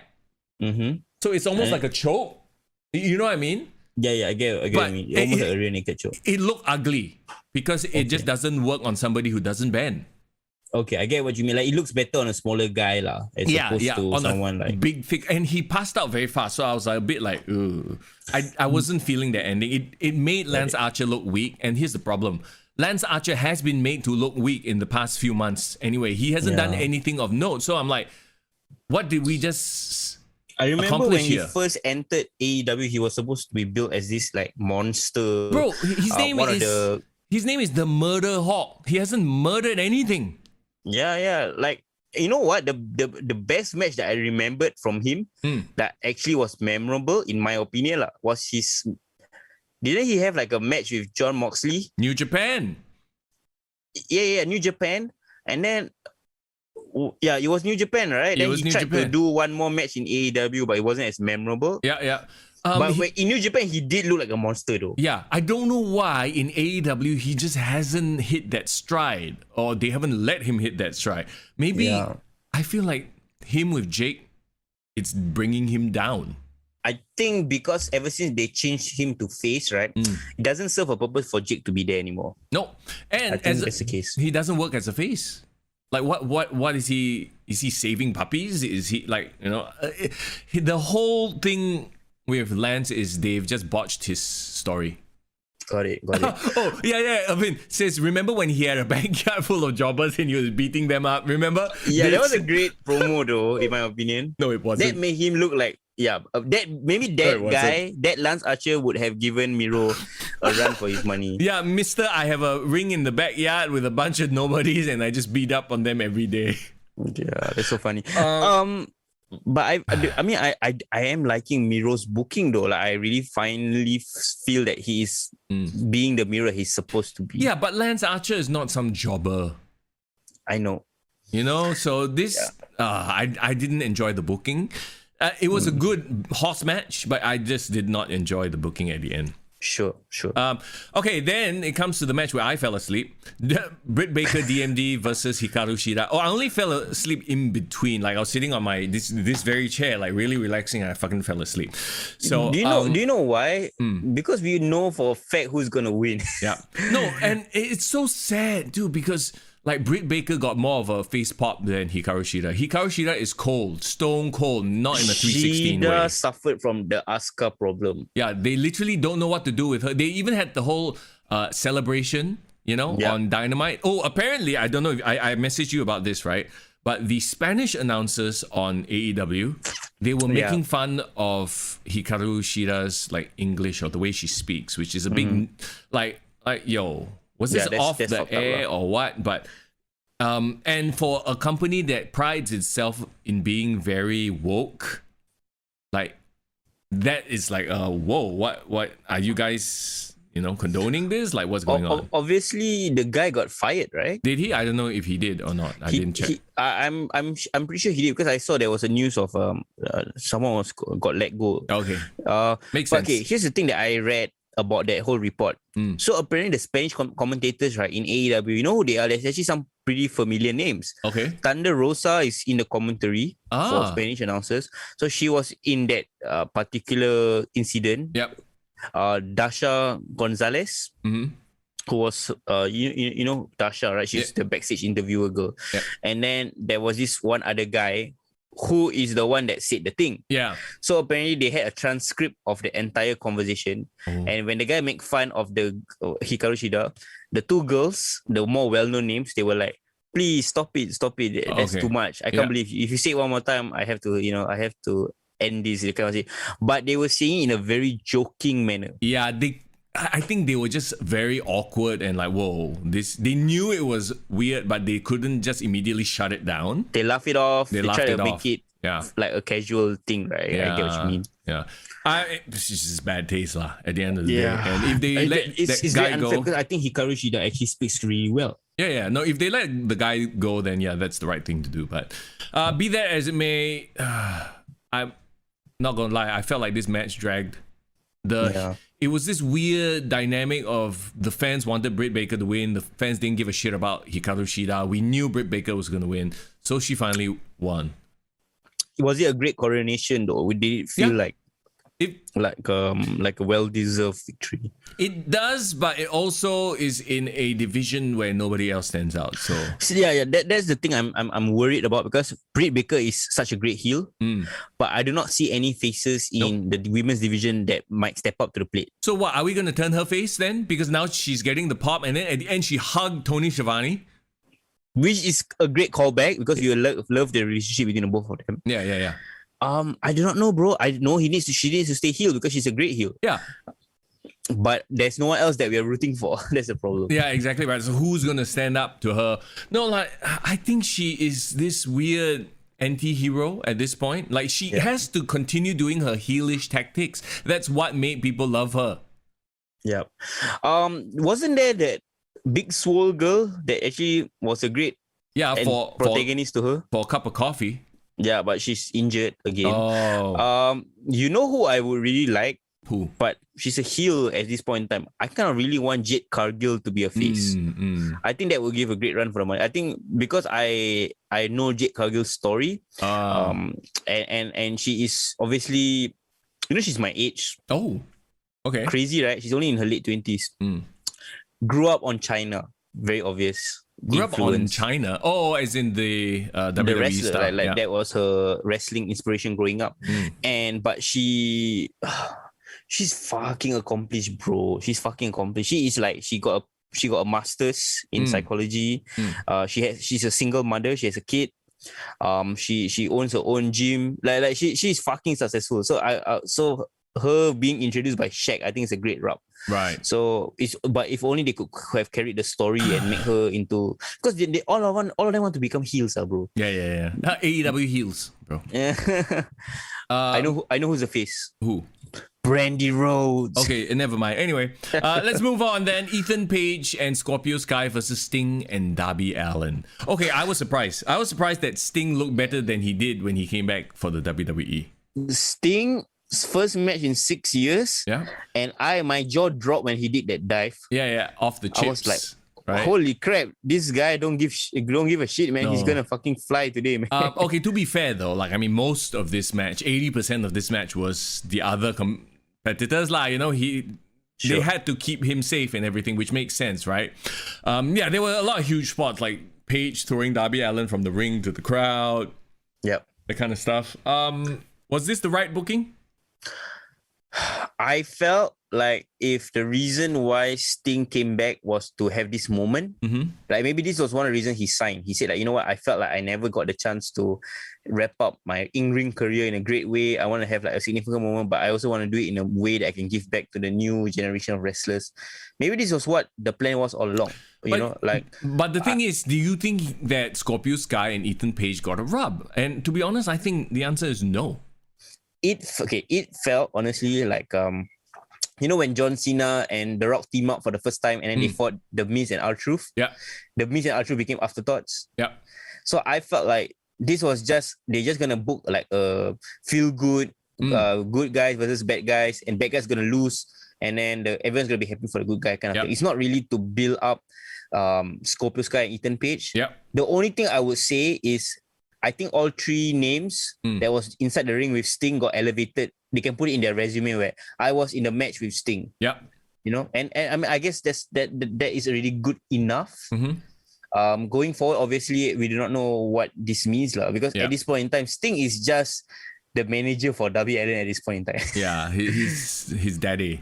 Yeah, but I like the Batman of the future vibe. Like old Bruce Wayne and then like the young Terry McGinnis. I don't know. Terry McGinnis is the Batman Beyond. Oh, right? Remember? Okay, I see. Remember that cartoon series? Yeah, I remember now. Yeah. To me, it was like, oh, okay, cool, interesting moment. Like I said, I don't have that deeper connection with Sting to begin with. So the fact that he gets the Scorpion Death Drop on Scorpio Sky, a lot of Scorpion motifs that's cool. in there. It was cool and everything. I was like, oh, okay, Legend won. I think this is like more for the WCW fans. Yeah. Or for the TNA. Are there even TNA fans? But yeah, for those fans who have seen Sting. Yeah, through everything, right? I honestly feel though that Darby Allin got a bigger pop than Sting. But then again, which actually is a good thing, right? Yeah. That means they're pushing him, the new talent. And you're right, I think AEW fan base, they are becoming very distinct. Yeah. And there's this like very obvious line, I am an AEW fan, which I guess for better or for worse allows more fans to become wrestling fans. Yeah, but the problem is, and we've talked about this before, right? If they cater to only one fans, they'll never bring in the mass market, so their audience will never grow. It will be stuck there. So I mean, we'll see where this goes. We'll see where Sting goes. To me, this is sort of a interesting, but this to me has no ramifications, Yeah. To me, it's just of a good nod to Sting for him to come back. Yeah. Okay, that's great. Move on then. Pac versus Orange Cassidy versus Kenny Omega. I got a lot of comments on this match, but yes, please. I want to know if they're good or bad comments, because to be honest, like I didn't hate the match at all. I actually thoroughly enjoyed the match. It was a very well performed match. Unfortunately, we knew exactly who was going to win. Yeah. So to me, the whole match through, I'm like, okay, yeah, I know what's going to happen. Yeah, so I get what you mean. Yeah. The main point I want to bring up, right, is that if this was AEW's way of testing water a bit, see whether Orange Cassidy can be taken seriously as a main event performer. Yeah. I genuinely believe in my heart of hearts that this was accomplished. Yes. But I was really surprised. But then again, we all know AEW's fan base is very into Orange Cassidy. We've known that for a long time though, bro. And yes, but I've never seen, I mean, maybe I don't watch enough AEW, but I've never seen Orange Cassidy perform in a main event level kind of situation.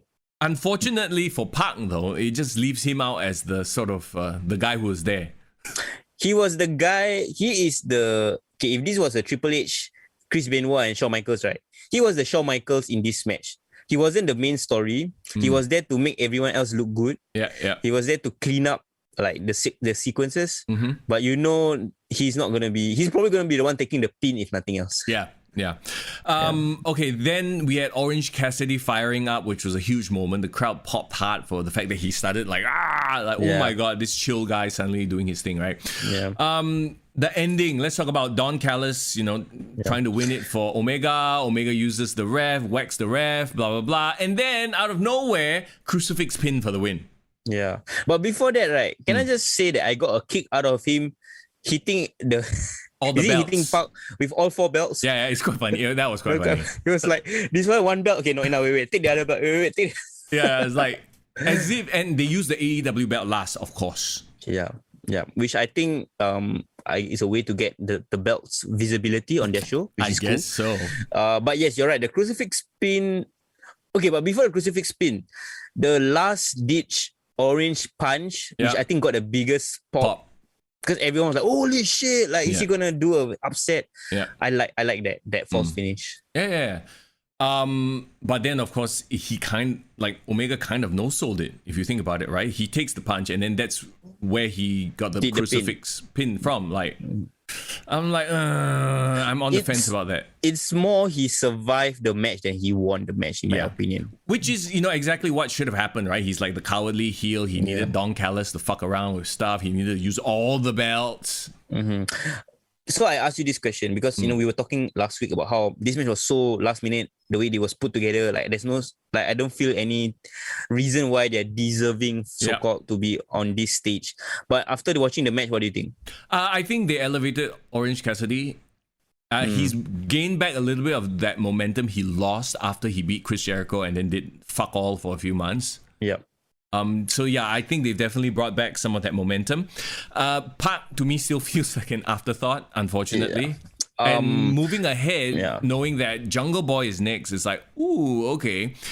It almost feels like though, because Jungle Boy has his Luchasaurus, has his Mako Stunt, right? So there's already a group versus group feud. Yeah. So Orange Cassidy and Park kind of move away from the scene. As we are going into year 3, right, of like AEW, where we are now, I think this is the year where they have already established all these AEW originals. Yeah. And this is the year where they are moving up in the card. Like, they are going to be try to test water and see how they do as like the main focus on the show. Well, if anything, they're doing a good job of splitting up, keeping them away from each other, talking about Hangman and Omega, because that's where it has to lead to at some point, right? Yeah. And I thought you were going to say like they're doing a good job of splitting all the AEW originals in their own storylines and building them up. To me, it still feels like the veterans have their own storylines and it's working for them. And those that are not veterans, they are just floundering in their own shitty storylines. Fair point. But I guess the example I want to use is like, okay, now Jungle Boy has a great storyline going for him now.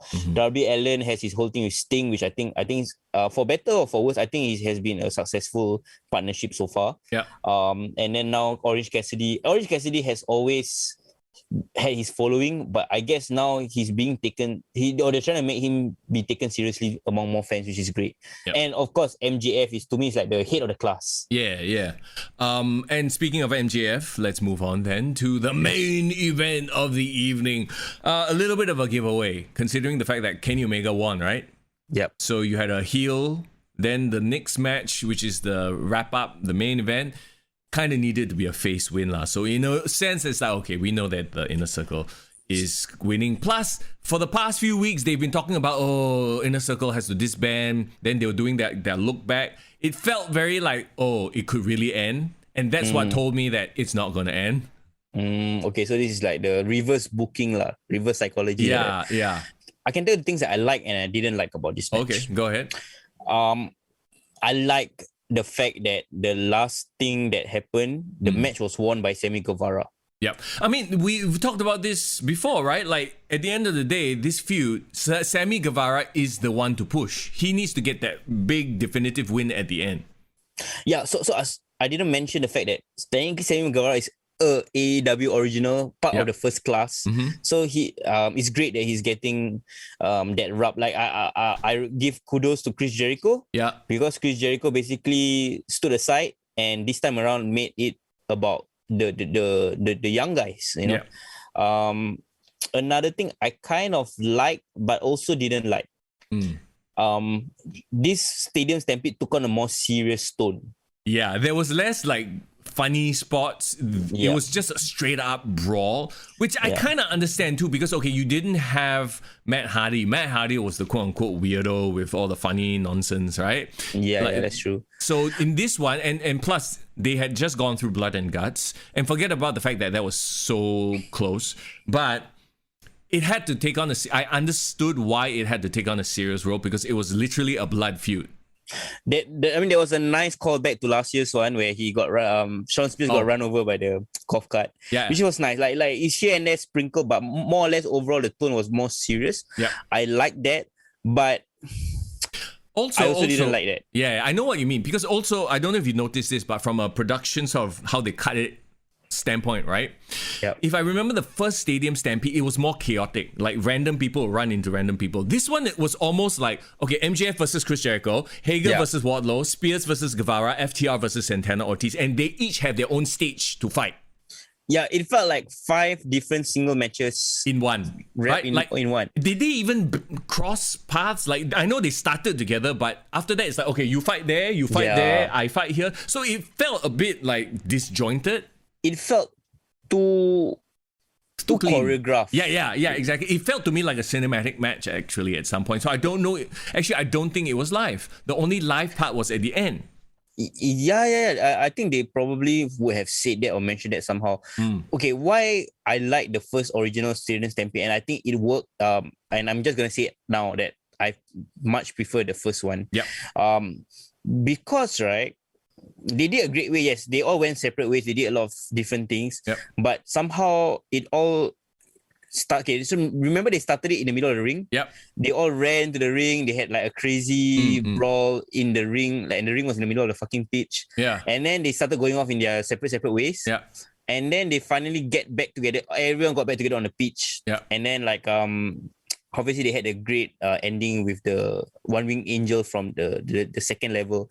But every single so-called mini battle ended in a very nice like payoff. Like for example, remember when Matt Hardy went into the freaking water pool and then came out as a different version? Yeah. That was funny in my opinion. And then the part where obviously the my favorite from that one was the Adam Page versus Jake Hager in the bar. Yeah. They did a lot of cool things in the bar. So what I'm trying to say is like, yes, last year's story felt more coherent lah. This year just felt like a straight up brawl, and it went on a little bit long because there was nothing to differentiate. Well, okay, there was some stuff to differentiate each brawl, but at the end of the day, it's a brawl. You know what I mean? Also, going back to the whole like production of it, I don't know how they did the first Stampede, but the first Stampede felt organic, as in it felt live. This one felt taped, if that makes sense. Like it was, the cuts were way too clean. You know what I mean? That's the thing. Like, and the funniest part was the entire of Stadium Stampede last year was pre-recorded. Yeah. You know, this time I think it was recorded. It's just that I don't know, like it didn't feel quite as chaotic. I mean, it was still a crazy match, and kudos to all of them for pulling it off. Actually, in this one, I feel like only Sammy Guevara stood out. Everyone just kind of was like, it was there. They were there. I get what you mean. I mean, even Chris Jericho didn't stand out that much. It was weird. Yeah. Well, I mean, okay, technically he was injured lah. So, like, when you look back at Blood and Guts, right? Yeah, there were a few standouts like MJF, Chris Jericho, Sammy Guevara. In this one, it felt like only Guevara stood out, which, I mean, is not a bad thing, but I don't know why I just didn't feel like, FTR really showed out or Santana and Ortiz really showed out. Now this begs the question, because I thought that Pinnacle was supposed to win, and it would have been a clean sweep, and it really put over the Pinnacle. But now it's 1-1. There's gonna be a bigger payoff than this. What else can be a bigger payoff than Stadium Stampede, bro? Like fucking fight on top of a fucking building. I don't know. On an airplane stampede. Right? Like, you agree with me, right? That this feud cannot end like this. There needs to be one more payoff. I guess it has to be a one-on-one lah. Or like each of them fight each other or something. I don't know. They have to gimmick the fuck out of this right now. Elimination chamber match. Elimination exploding cage. Fucking. Yeah, no, they brawl on the plane and the winner is the one that throws the other team out of the plane. I don't know, man. You know what I think would be really cool? What? They need to do like a Survivor Series style match. Oh, okay. Like keep it in the ring. Like maybe that's the way they should go. Instead of try to get over the top with topping the gimmicks, strip it all back down, make it a ring-based match, like 5-on-5 elimination match, winner wins everything, Survivor Series style. Yeah, but I mean, they already put the stipulation, Inner Circle disband, so they can't up the stakes anymore. Unless they do a faction must disband match. So the thing is, so Inner Circle didn't disband, so they're still gonna stay. So are they destined to fight forever? Oh god, I really think that they should just leave each other for a while and do their own thing. Okay. Or Sammy Guevara and MJF have a feud. And let that be the main feud, whereas the rest of the faction just kind of, does their own thing lah. Yeah, I think so too. I don't know. It didn't make Pinnacle look strong. Nope, not at all. In fact, this made only one person look strong, which is very weird. Yeah, so very curious booking lah. But I mean, that's not to say that the pay-per-view ended on a bad note. No. I'm happy. Like I was happy actually Inner Circle won. Sammy Guevara obviously is a star. So I would have preferred Sammy Guevara beat MJF at the end though. Or somebody. Like him, no offense to Sean Spears, but he seems like why Sean Spears? Maybe he can take the loss. But to me, Sean Spears looks like the weakest member of the FTR.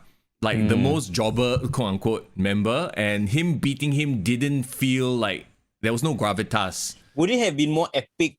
Would it have been more epic if it was MJF and Sammy Guevara, right? Yes. It should have been. If Sammy Guevara picked up the win over MJF, it would have been like, whoa! It would have put the stamp of approval, like 100% on Sammy Guevara, and it would have given MJF a reason to feud with Sammy Guevara moving on. And that's what should be next, right?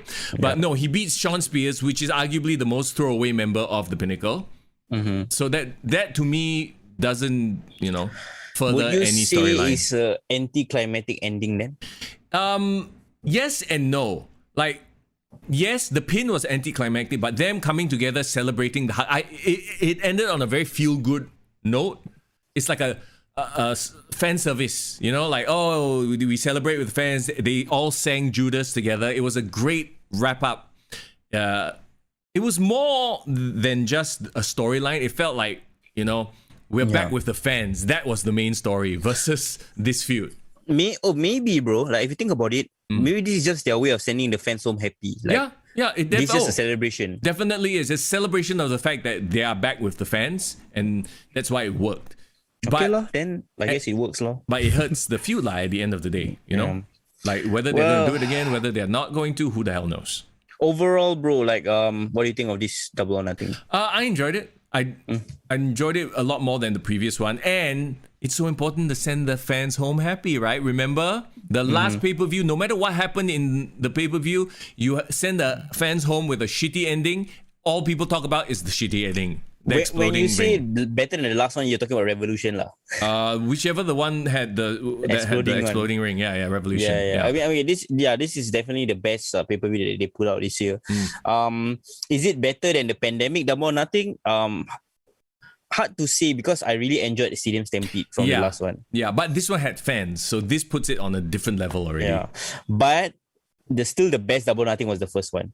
Oh yeah, of course. I mean, because that one, all expectations were out the window. You know what I mean? So it's like and you it was didn't very know. Historic moment. Yeah, you didn't know what to expect. This one is like, okay, everything's so settled in already. So I mean, kudos to them, man. Like, I'm not gonna hate. I'll call a spade a spade. Yeah. Even though I think the Casino Battle Royale should fuck off. Talking about spades. So what's your overall grade? Oh, I give this a solid like 7.5. Nice. I would give it like a B plus. Yeah. Why you give letter grade, I give number grade? I know, I like it. You gotta have variety, bro. Oh, okay, yeah. It was good. Like, I can't wait to see if Hell in a Cell can top it. I don't think so. Oh, really? the only match or angle that will top it is all the Roman Reigns stuff. The rest will probably just be middle of the road. Right. Okay. Well, I mean, it is what it is. So there you go. Y'all in the chat, let us know what you thought of AEW Double or Nothing. Have you watched it, or maybe you're going to watch it a bit later on? Yeah. Well, think of this as a spoiler review lah. Yeah. You can see what to expect. Well, I mean, it's worth watching everyone perform.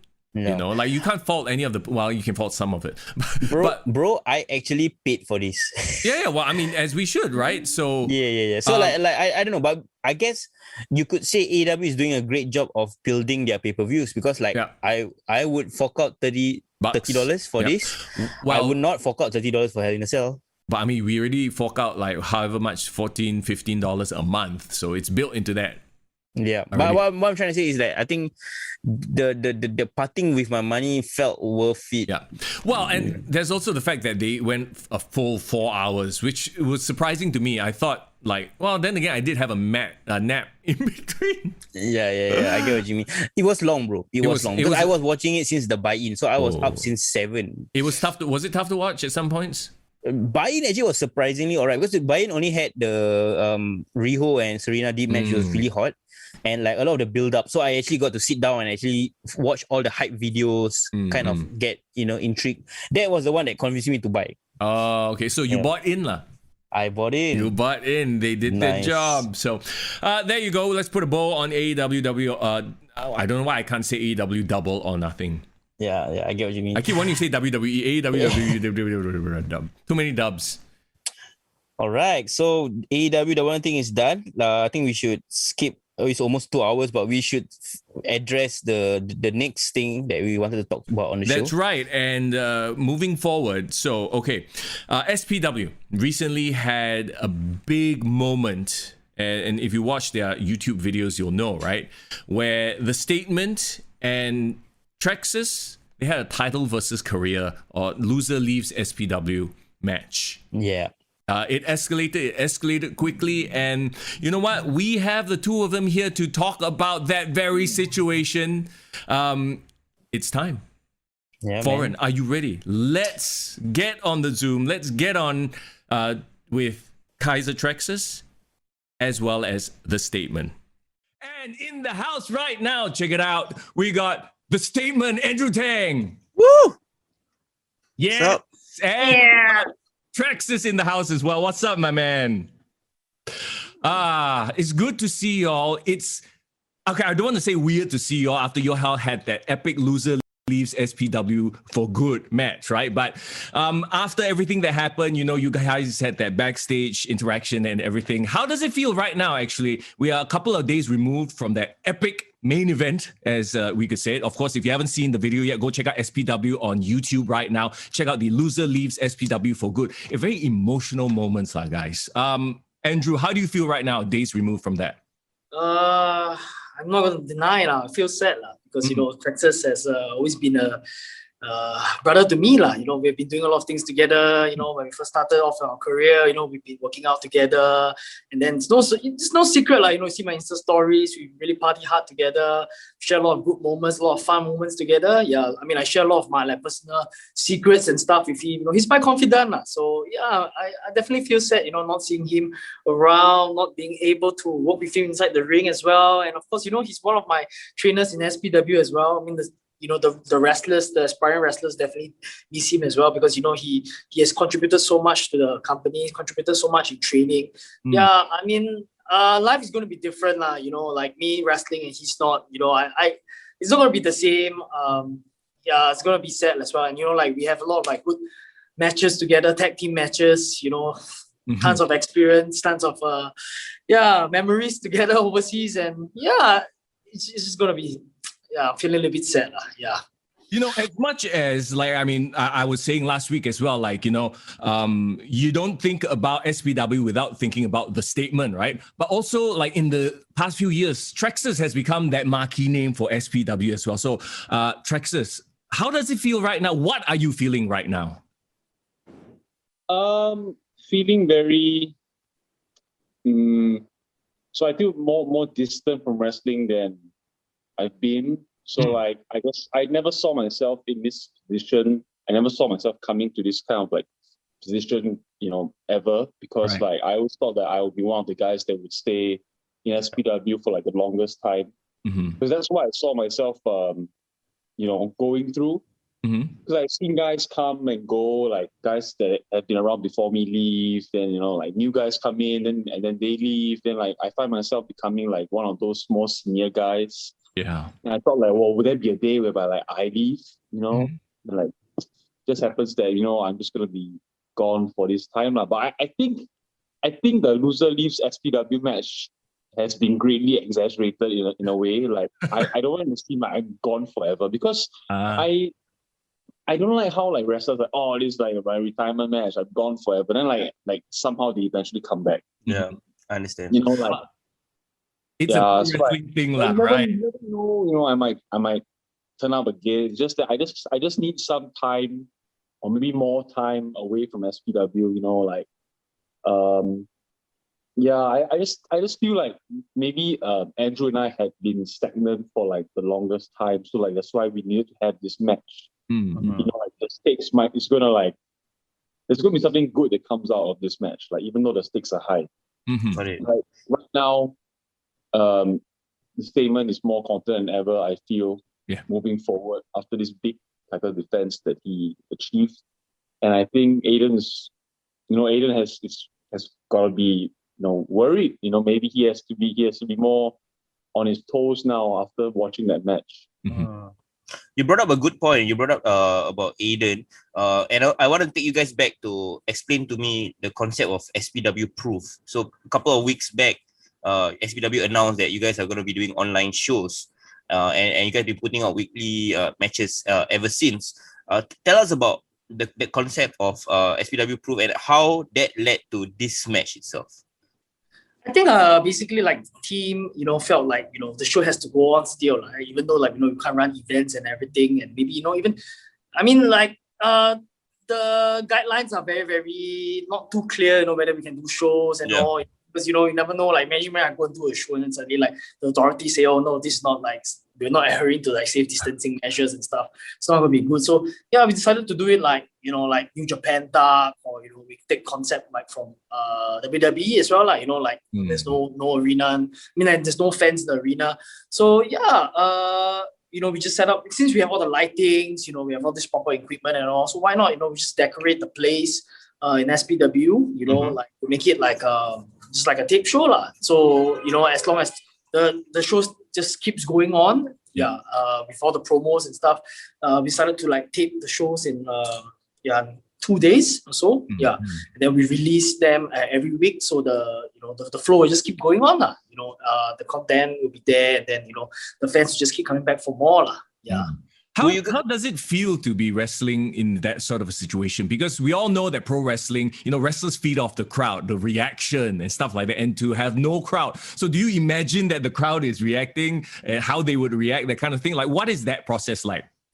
Yeah, it's very, very different compared to like wrestling in front of a live crowd. Because as wrestlers, it's very important to feed off the emotions of the crowd. Yeah. So we really have to just imagine and visualize, like we're actually performing in front of them. Like we'll just try to react, see like, try to imagine like how the crowd will feel when we actually like pull off certain moves and stuff. Yeah.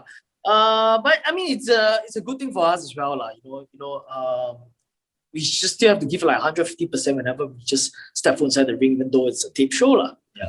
I have a question with regards to this. When you guys wrestle, with all the pain that you guys suffer and in the bumps that you guys are taking, being in front of a live crowd, somehow the adrenaline from that helps to mask a bit of the pain. So I've always wondered, if you were to wrestle alone in such a very naked environment like that, does the pain feel even more pronounced? Is it more emphasized? I don't know, man. The match I had with Trexxus, you can see like I took a lot of like crazy bumps. Right? Yes. Yes. I think it's still the same for me, because it's gonna be a very good match. It's my final match with my brother, so of course I'll give everything. He gave me everything, so of course I'll just take it, The adrenaline's definitely running through my veins, So there's no stopping. Even if I break my neck, even if I didn't break my neck, even if I break my neck, I will just still continue with the match, and then I'll just give my all, Trexxus, this whole experience of filming a match in front of no crowd, what was that like for you? And was it a new experience? Was it very different? Or was it like, just like any other match you've had, just you have to play to a crowd in your head, It definitely was a different experience for sure. But I think it's something that guys like Andrew and I are quite used to, because like we've had trainings also at the training center as well. We've had like instances where we would have training matches as well, so we would have to like compete and wrestle as though there are crowds there. So but also it's something different, because like instead of like for me at least, I wouldn't imagine that there's a crowd when I'm competing during Prove. What I would do is that instead of like working towards the audience in a live event, you are looking through the cameras. The cameras are where the audience are.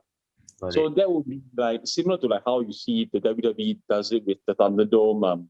Before they had the Thunderdome, when they had the empty crowds, right, they will always be looking at the cameras, because that's where the crowds are now.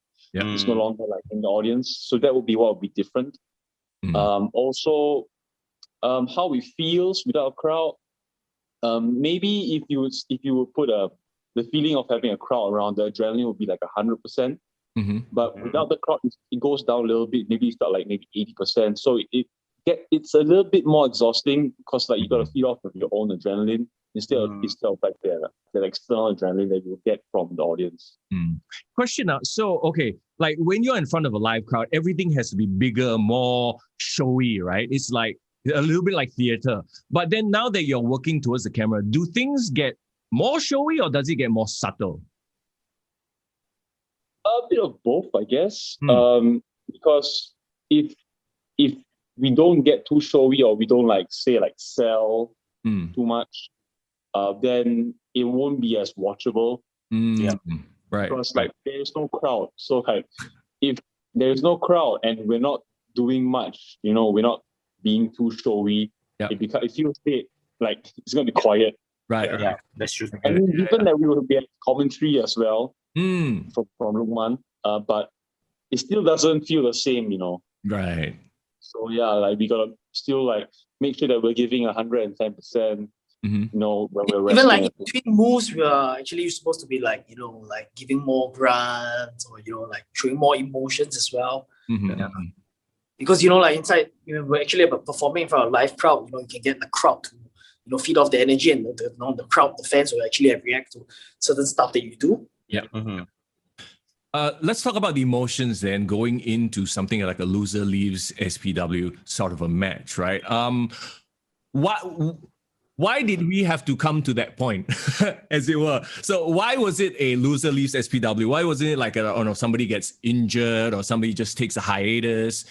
Why did it have to get to that point, as it were then? I don't know. You gotta ask Trexxus. Like he didn't reply to my messages and my calls, and he started to issue that challenge to me. So yeah, it's a little bit heartbreaking for me. So, just He gotta came ask from the man. he came from Texas lah. Tolak He came from Texas lah. Trexxus in Texas lah. Texas in Texas. But yeah, like why did it have to escalate to that point? You know what I mean? There are a million and one ways where quote unquote a wrestler can leave the promotion lah, as it were. But why did it have to be like that? Did you guys think that okay, we need like something really gut wrenching? We need to tell this story, and that's why that you guys went for that? Okay, put it this way, if we didn't have the stipulation, yeah, just another championship match between Trexxus and Statement which we had once before. So it will be like normal match. Okay, everyone's gonna we're just gonna watch it like it's happening again. Okay, but if we had it anywhere in between, like loser will have to take a break from AEW, like it won't be as intense, right? Like it's in like if you want to do something, you either give it your all, 100%, or you don't do it at all. Yeah. Don't half-ass it, right? Yeah. As this. So like it has to be one way or the other. Right. So if we're not doing it at all, then don't do it. Right. If we're gonna go with this idea, go all the way. And that's how we kind of like wanna like get attention, people to like, this it's more easy to watch and it's more intense, so like you get more attention from it. Because otherwise it's like if you go like, okay, loser will take a hiatus, then people are just gonna be like, okay, he'll come back eventually, Right. Or soon enough, the next show will come back, or next two shows will come back, something like that. Yeah. When I was watching the match, and I've seen your previous matches where you guys were contending for the title as well. The previous matches felt like Randy Orton versus Triple H SummerSlam 2004. Trexxus as this young legend killer trying to go for the main guy in Triple H.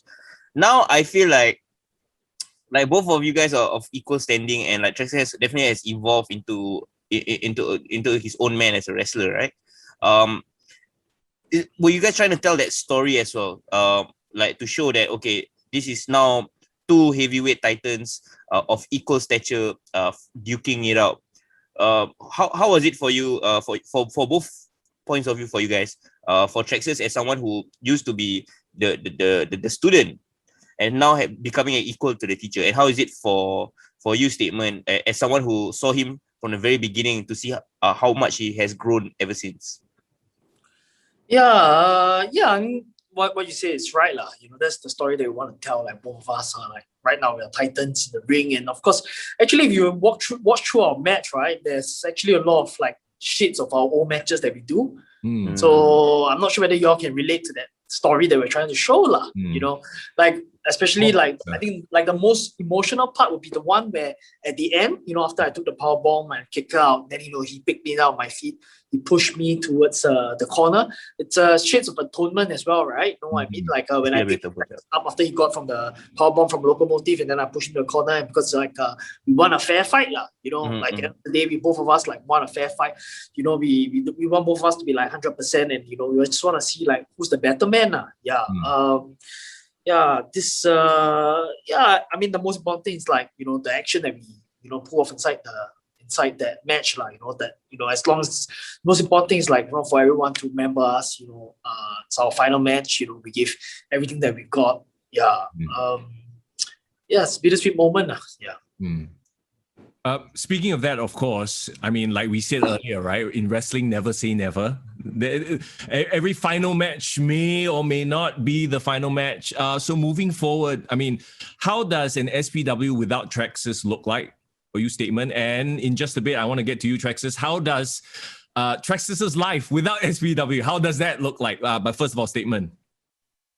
Definitely going to be different lah. Like, Trexxus is definitely one of my top draws as well as one of my top wrestlers. As a promoter point of view lah, of course, it's not going to be bad. It's going to be, it's going to affect business as well. And people should come and watch Trexxus. He's been making his name for himself over social media and of course inside the wrestling industry as well. It's just not going to be the same, but I'll definitely have to like try to find who's going to be the next star, to actually like step up to the plate to be the level of me, Trexxus, Butcherman, because at SPW, as promoter at SPW, I always value my product, and of course I want a quality product for the fans to remember us, Yeah. Trexxus? And let me add to that as well. Who do you think can step up to the plate? Who do you think can be that next guy or gal? Well, next girl is only Alexis, right? There's only one and only girl right now, right? At the moment. She's the undisputed for girl. the next guy, I would definitely say it's Eden Rex and the Butcher. Eden Rex and Butcher, they're both very, very talented. You just got to keep an eye out for both of them. They are both they have their own unique selling point. Butcher, he's such a good storyteller. He's always constantly trying to reinvent his gimmick. And right now he has this new gimmick, right? Like Marilyn Manson, a little bit of cross between the Joker and stuff. I think just gotta keep an eye out for him because he's constantly evolving his gimmick. For Aiden Rex, you all see his stuff as a statement, I should be a little bit worried because he's very unpredictable. You never know what he might do. He's always learning every single day. But every time I take a look at his Instagram, Insta stories, it's doing new stuff. I'm like, whoa, okay, I better step up my game as well. But Eden Rex, it's a very, very good high flyer.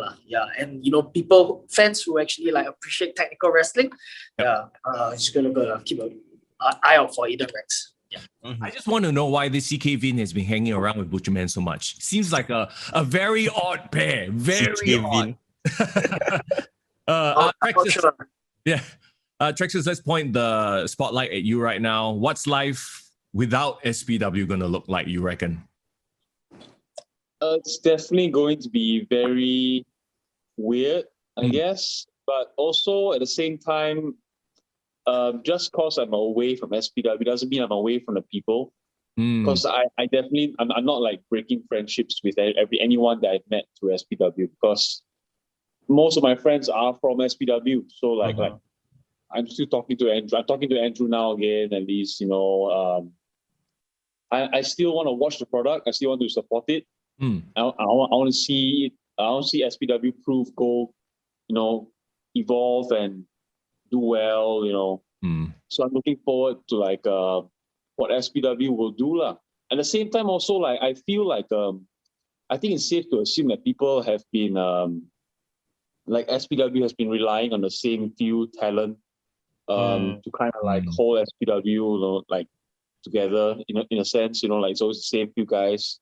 So I feel with my departure, I'm hoping some of the newer guys or some guys that didn't have the spotlight as much will start to stand out and try to take that position, take the brass ring or whatever you call it, right? Take the glass ring. Shatter through. So I'm especially looking forward to this main event for the tag team championships. They mentioned 3 of the wrestlers that will be involved. 3 of these wrestlers which haven't been having that spotlight as much as guys like myself and Andrew had. So I'm looking forward to that. I'll just mention them real quick. Nick, for example, has been around before I have. So I think this is his time to shine. Newer guys like Axel's son, who used to be part of Team Ace, that I have a lot of confidence in after facing against him in that one match that I had against Ace. And of course, BGJ, the one's Big Good Jack. Definitely, I see a lot of potential in him as well. Yeah, Big Good Jack, we love him. So, yeah. So I'm looking forward to that match. And also, we're just gonna wait and see who Nick is gonna pick for his partner. All right. Yeah. So these 3 guys actually, I think some people might be wondering why are these 3 in this tag team championship match. I think I'll explain real quick. These 3 guys actually are the only ones left in the tag team championship tournament. Oh no. Their teams are the only ones left, and they're also the teams that actually advanced on from what it was before. So that's why these 3 are the ones that were Didn't you guys have championship picture? Didn't you guys have a tournament right before COVID happened, right? You guys were in the midst of that we tournament. had a tournament and then like some situation happened lah. So yeah, Okay, say much lah. So this is a continuation of that? So if you go back, you go back and look at the brackets, right? Then you will understand why these three men are actually in this match. And it's actually like, we fast forward it all the way to the finals because like, we don't have enough, we don't want to like totally like scrap out the idea of the technical tournament. Yep. So like, we like kind of kept it by, keeping whoever advanced in it or whoever was involved in it in this title match. Yeah. Got it. So I got a quick question with regards to that. For like a lot of people when COVID happened, a lot of the promotions started taking breaks, taking long breaks before eventually only in recent times coming back putting out content. And maybe it's safe to say because I use myself as a prime example. I kind of lost touch with like what's going on in terms of wrestling for a bit. We are still doing weekly shows. But as you guys know, even trying to keep up with the product during this period is very hard. We just want fans back. What's the best way you guys would say to like your SPW fans and followers who have been kind of like taking a break from wrestling and they want a reason to watch again? Like what would be the best way for you guys to entice them? I don't know if for me it's like as long as there's a constant product, as long as we are still like giving promos, build out matches and stuff. I think it would be a good way for them to want to keep watching our product lah. And of course, we'll just tell them to actually like watch back our old matches as well. Watch back our past events. Because eventually, like we're not sure when. Maybe it could be a couple of months, it could be one more year as well. Yeah. We will definitely be back at where we were before lah. And then nothing beats that. Being inside the arena, feeling the energy and getting the whole experience and the atmosphere of a live wrestling match lah. Yeah, so, man. Looking back at all the past matches and all the past events, it just gives hope. Gives hope to the fans, gives hope to us wrestlers that we can get back to once again, be inside that ring and perform in front of a live crowd lah. So that's what keeps everyone going. Yeah. I feel like it's going to look very weird the next time we are at an SPW event and Trexxus may or may not be on the card. I mean, yeah, right? It sounds weird, doesn't it, to you guys? Yeah, definitely. But it is what it is, I suppose. Well, if anything, though, once all this phase 2 stuff is lifted and we're back to being able to go out clubbing and stuff like that, I'm sure I'll see you two together in the Insta stories, right? I don't know, maybe. Party and all that. When all that stuff is, ready and available for us. I don't know. Maybe I might stop partying so much. Think of that, not being a Singapore's Ric Flair. Just want to chill. What's going on? Chicken breast every single day because it's the only breast I can get every day. Hey, bro, I love that line, man. And funny, I was fucking laughing at that line. But what's going on, SPW without Trexxus, Andrew, no partying. Like, what is going on with you guys? I guess I don't know, man. I just don't want to party anymore, man. I just want to drink my protein shakes every single day. That's all. Just lead a healthy lifestyle. Right. Wow. I feel like I don't know you two anymore. Yeah. I just want to change my man. I just want to change. I just want to change myself. Lead a healthier lifestyle. I can't. When was the last time you had a drink, Andrew? When's the last time you trained, Andrew? Oh. When was the last time you had a drink? Okay. When was the last time I had a drink? I don't know, man. Maybe last night. Yeah. Okay. That sounds. That lasted 12 hours. Yes, that's good. Guys, thank you so much for hanging out on the show today. Coming off an awesome event that you guys put on. Do you want to say anything to the fans? First of all, Trexxus. Just continue to support the product. Now I'm going to be joining you guys just as a fan. I'll just be watching the product as well. So just hoping that everything gets back to normal and can have crowds back in wrestling again. All right. Andrew, statement. What do you want to say to the SPW faithful? I just want to say thank you for constantly supporting us throughout the years. Without you guys, we won't be at this stage where we are right now. And of course, like what Trexxus say, constantly just keep watching our product. We'll definitely try to improve our wrestling, of course, and of course we'll be more creative in terms of our storylines and content. We just want you guys to keep coming back for more. So yeah, and of course, stay on to the SPW Facebook page, because we always doing contest giveaways as well. Thanks to our sponsors like Hotel Planner, GMB, and MyProtein as well. Yeah, no alcohol sponsor, but more protein sponsor. Healthy living, all right. Healthy living, support the healthy lifestyle. Yes. Oh gosh. There you go, Trexxus, Statement. Thank you so much for hanging out.